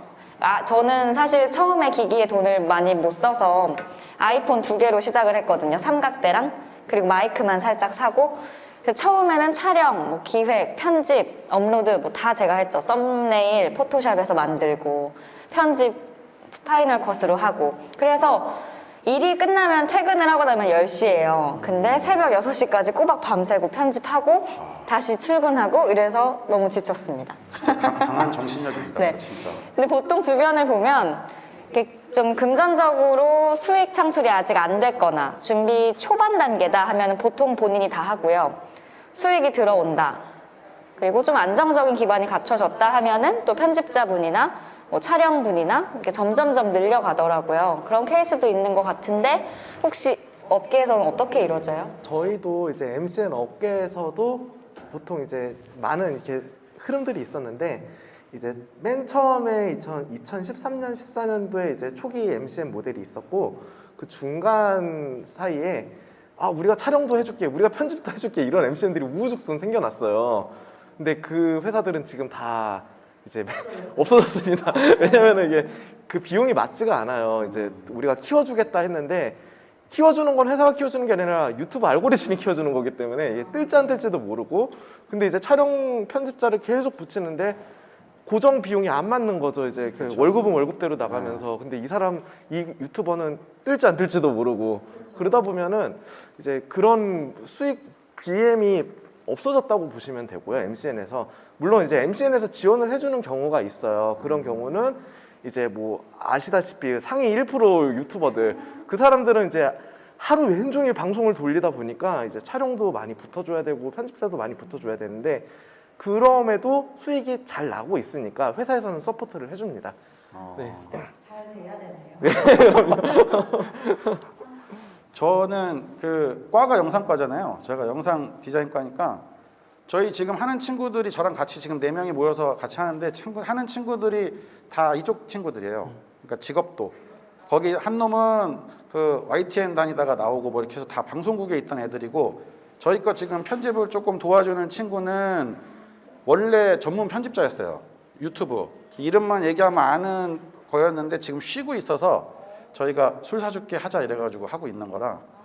네, 그래서 지금 그냥 좀 이렇게 빨리빨리 유지가 되는 것 같아요. 그럼 너무 좋네요. 편집해 주시는 분만 계셔도 정말 수월하잖아요. 그렇죠. 이게 그러니까 찍으면 되니까 저희는 맞아요. 숫자를 찍어서 넘기면 되니까 그게 조금 되는 건데 아마 혼자 하실 거면 편집에 너무 힘들이지 마시고 처음에는 가볍게 조금 빨리빨리 올려서 한번 느껴보시고 채널을 바꾸고 하는 것도 저는 좀 추천드리는 방법입니다.